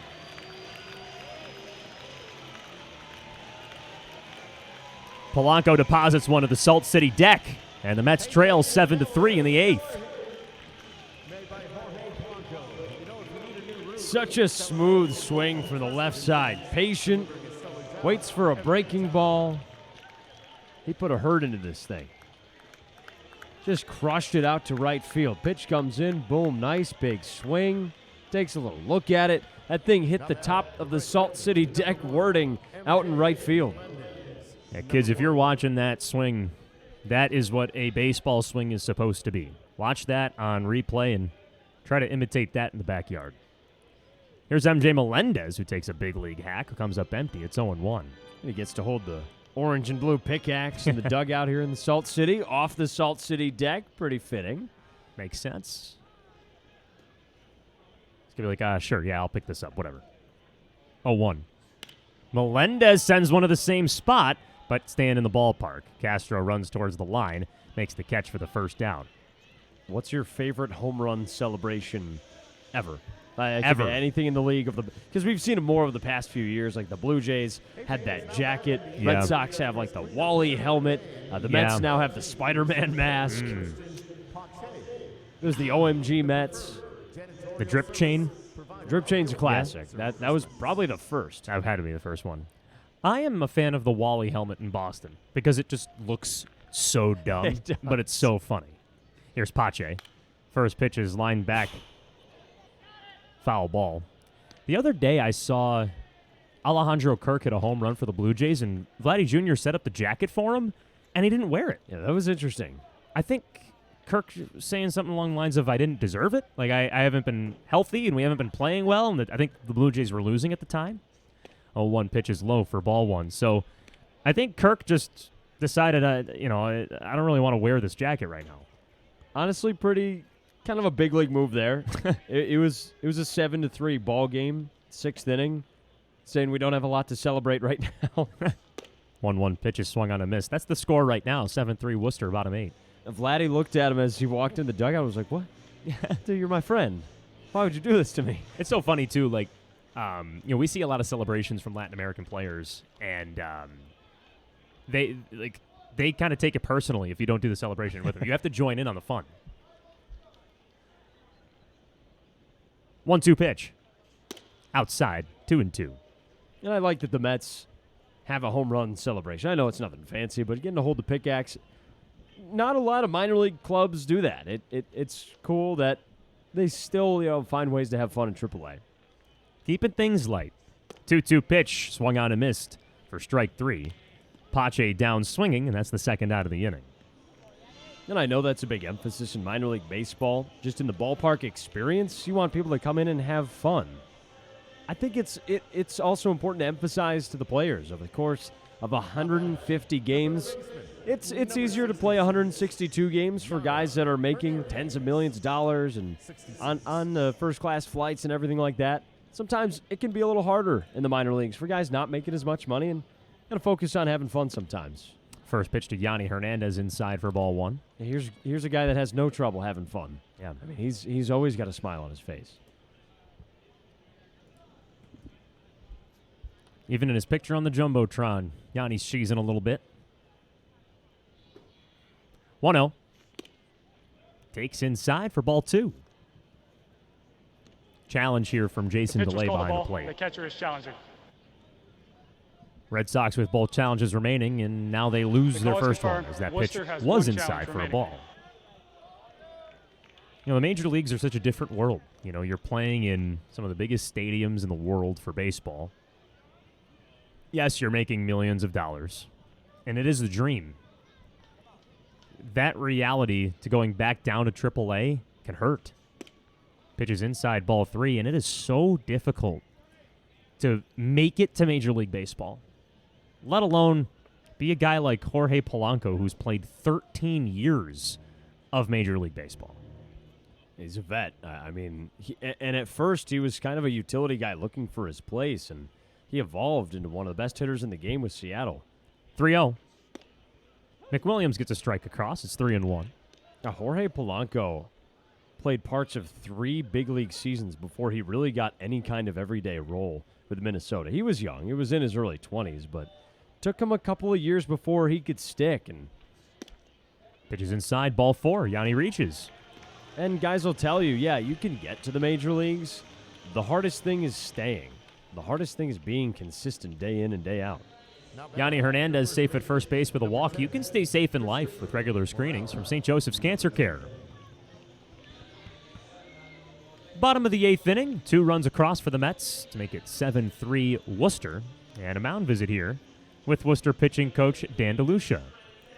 This is a good time to remind you that the Hilton Garden Inn Syracuse is the official hotel partner of the Syracuse Mets. Located in East Syracuse, the Hilton Garden Inn is only 6 miles from MBT Bank Stadium. Enjoy cozy rooms, great food, and the little extras that make travel easier. Hilton Garden Inn, bright, welcoming, and always ready for you. Book your stay today at Hilton, HILTON.com.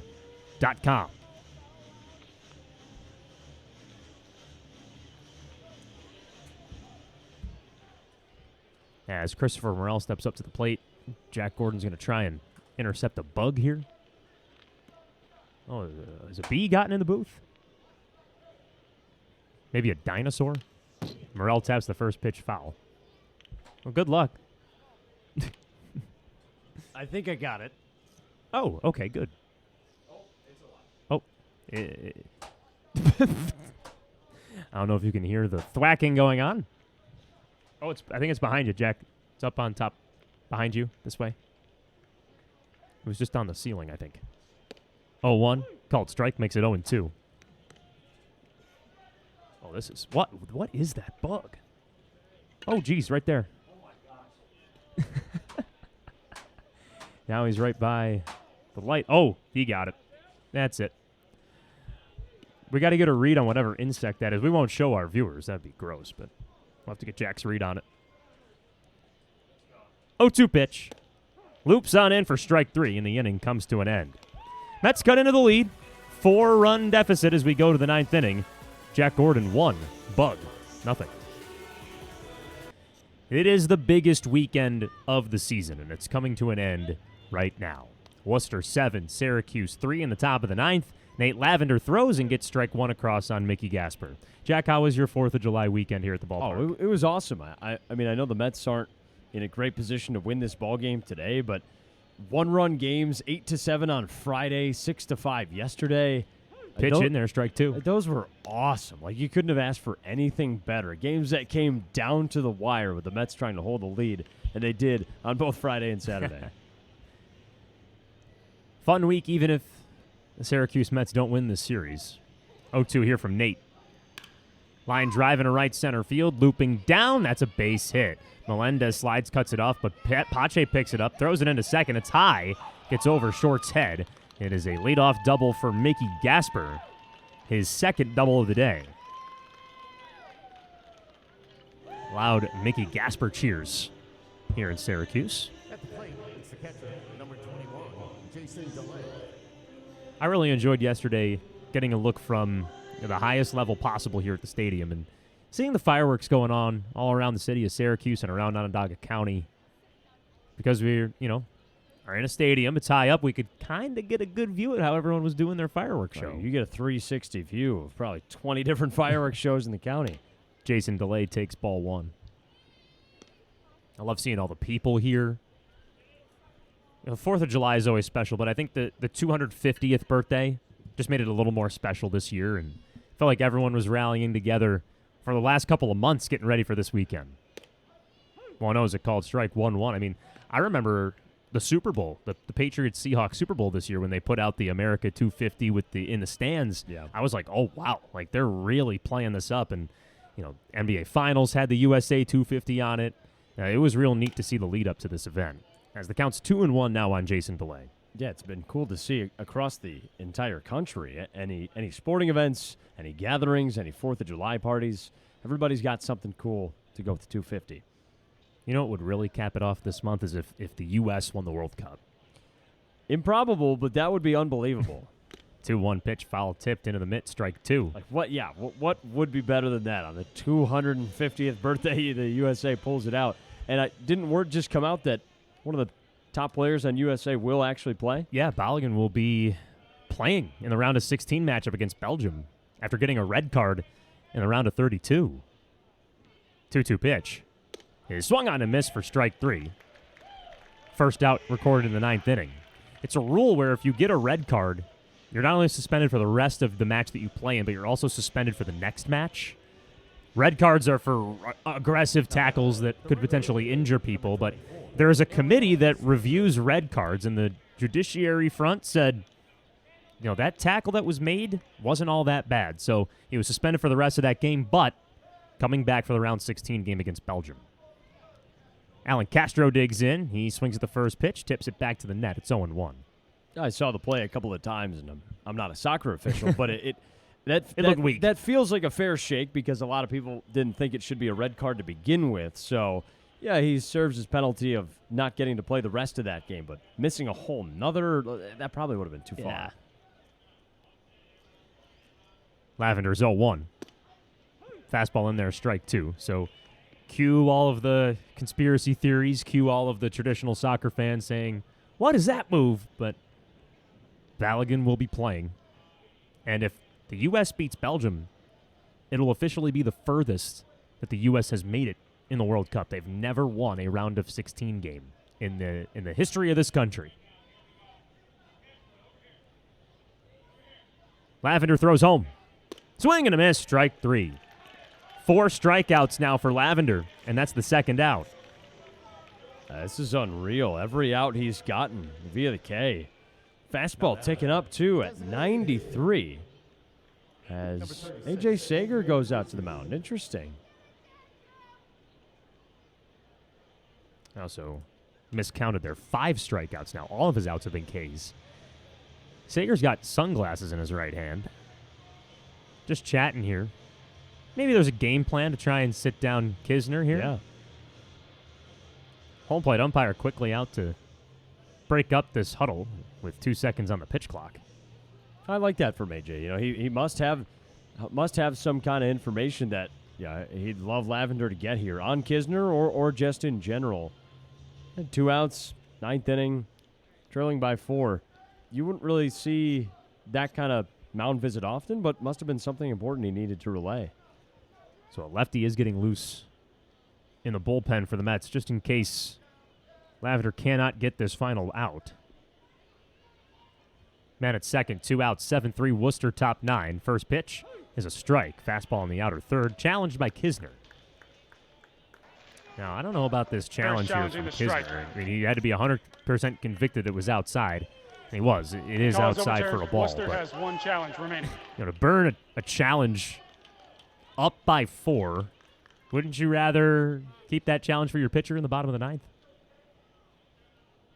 I don't know. A 4-run cushion, I feel like you're probably thinking, I don't know, he's still got a challenge to work with. Hold on a second. Let me think this through. 1-0 is outside for a ball. My perspective I think on the fact that you're up by 4 means that he can kind of take an extra liberty. You know what I mean? Sure. I think my perspective would be you got to get 3 outs in the bottom of the 9th. Right. Just you want to have your challenges for your pitcher. Yeah, that makes sense too. Gasper with a big lead off his second. He had a leadoff double. Lavender fires. Fastball 92 in there, strike 1. Now, Joe, I'm wondering if the mound visit, you mentioned the lefty warming up in the pen, was the mound visit AJ saying, hey, pitch count wise, this is your last batter? Do with him what you will. See if he gives him straight gas. 2-1. Fouled away. Yeah, it might be good for Nate to know that. So he can say, all right, I can empty the tank. Yeah. Usually comes into a ball game saying 20, 30 pitches. I'm not going to go 120% on the first one. Well, maybe he can give it all right here. Matt Turner getting loose in the bullpen for the Mets just in case Lavender cannot give it his all right here. 2-2. Swing and a miss, strike 3, and he does give it his all. 2 innings pitched, all outs recorded via the K, and 1 base runner allowed. As we go to the bottom of the 9th, the Mets will look to rally, trailing by 4 with a chance to split the series. 7-3 in the bottom of the 9th inning. Wyatt Olds, the new man on the mound for the Worcester Red Sox. 5th pitcher used today after Raymond Burgos went 4 innings and 2/3 to start this contest. Olds pitching to a 4.75 ERA on the season, a man the Syracuse Mets have seen a handful of times this year as he makes his 28th outing of the season. 3rd time this week Olds throws, and the first pitch is a fastball high and away for ball 1. Working on 2 days of rest. Olds threw 2 innings, gave up no runs on no hits on the second. Swing and a miss, 1-1. 2 strikeouts and a walk for Wyatt Olds on that day. In the series opener on Tuesday, he gave up a home run in 1 inning of work. 1-1. Rortvedt grounds it foul over to the Red Sox dugout. That's 1-2.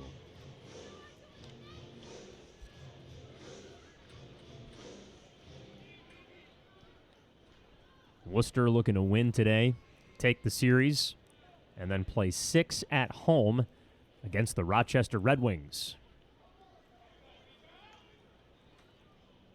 1-2 pitch. Off the end of the bat, foul. We talked about the Mets are going to Norfolk next week. Right now, the Tides are in Scranton-Wilkes-Barre. Unfortunately for the Rail Riders, they had their July 4th game rained out. That's so tough. You try and play that through anything. Sometimes it's just too much. 1-2 pitches outside, ball 2. So Norfolk and Scranton are actually playing a doubleheader today.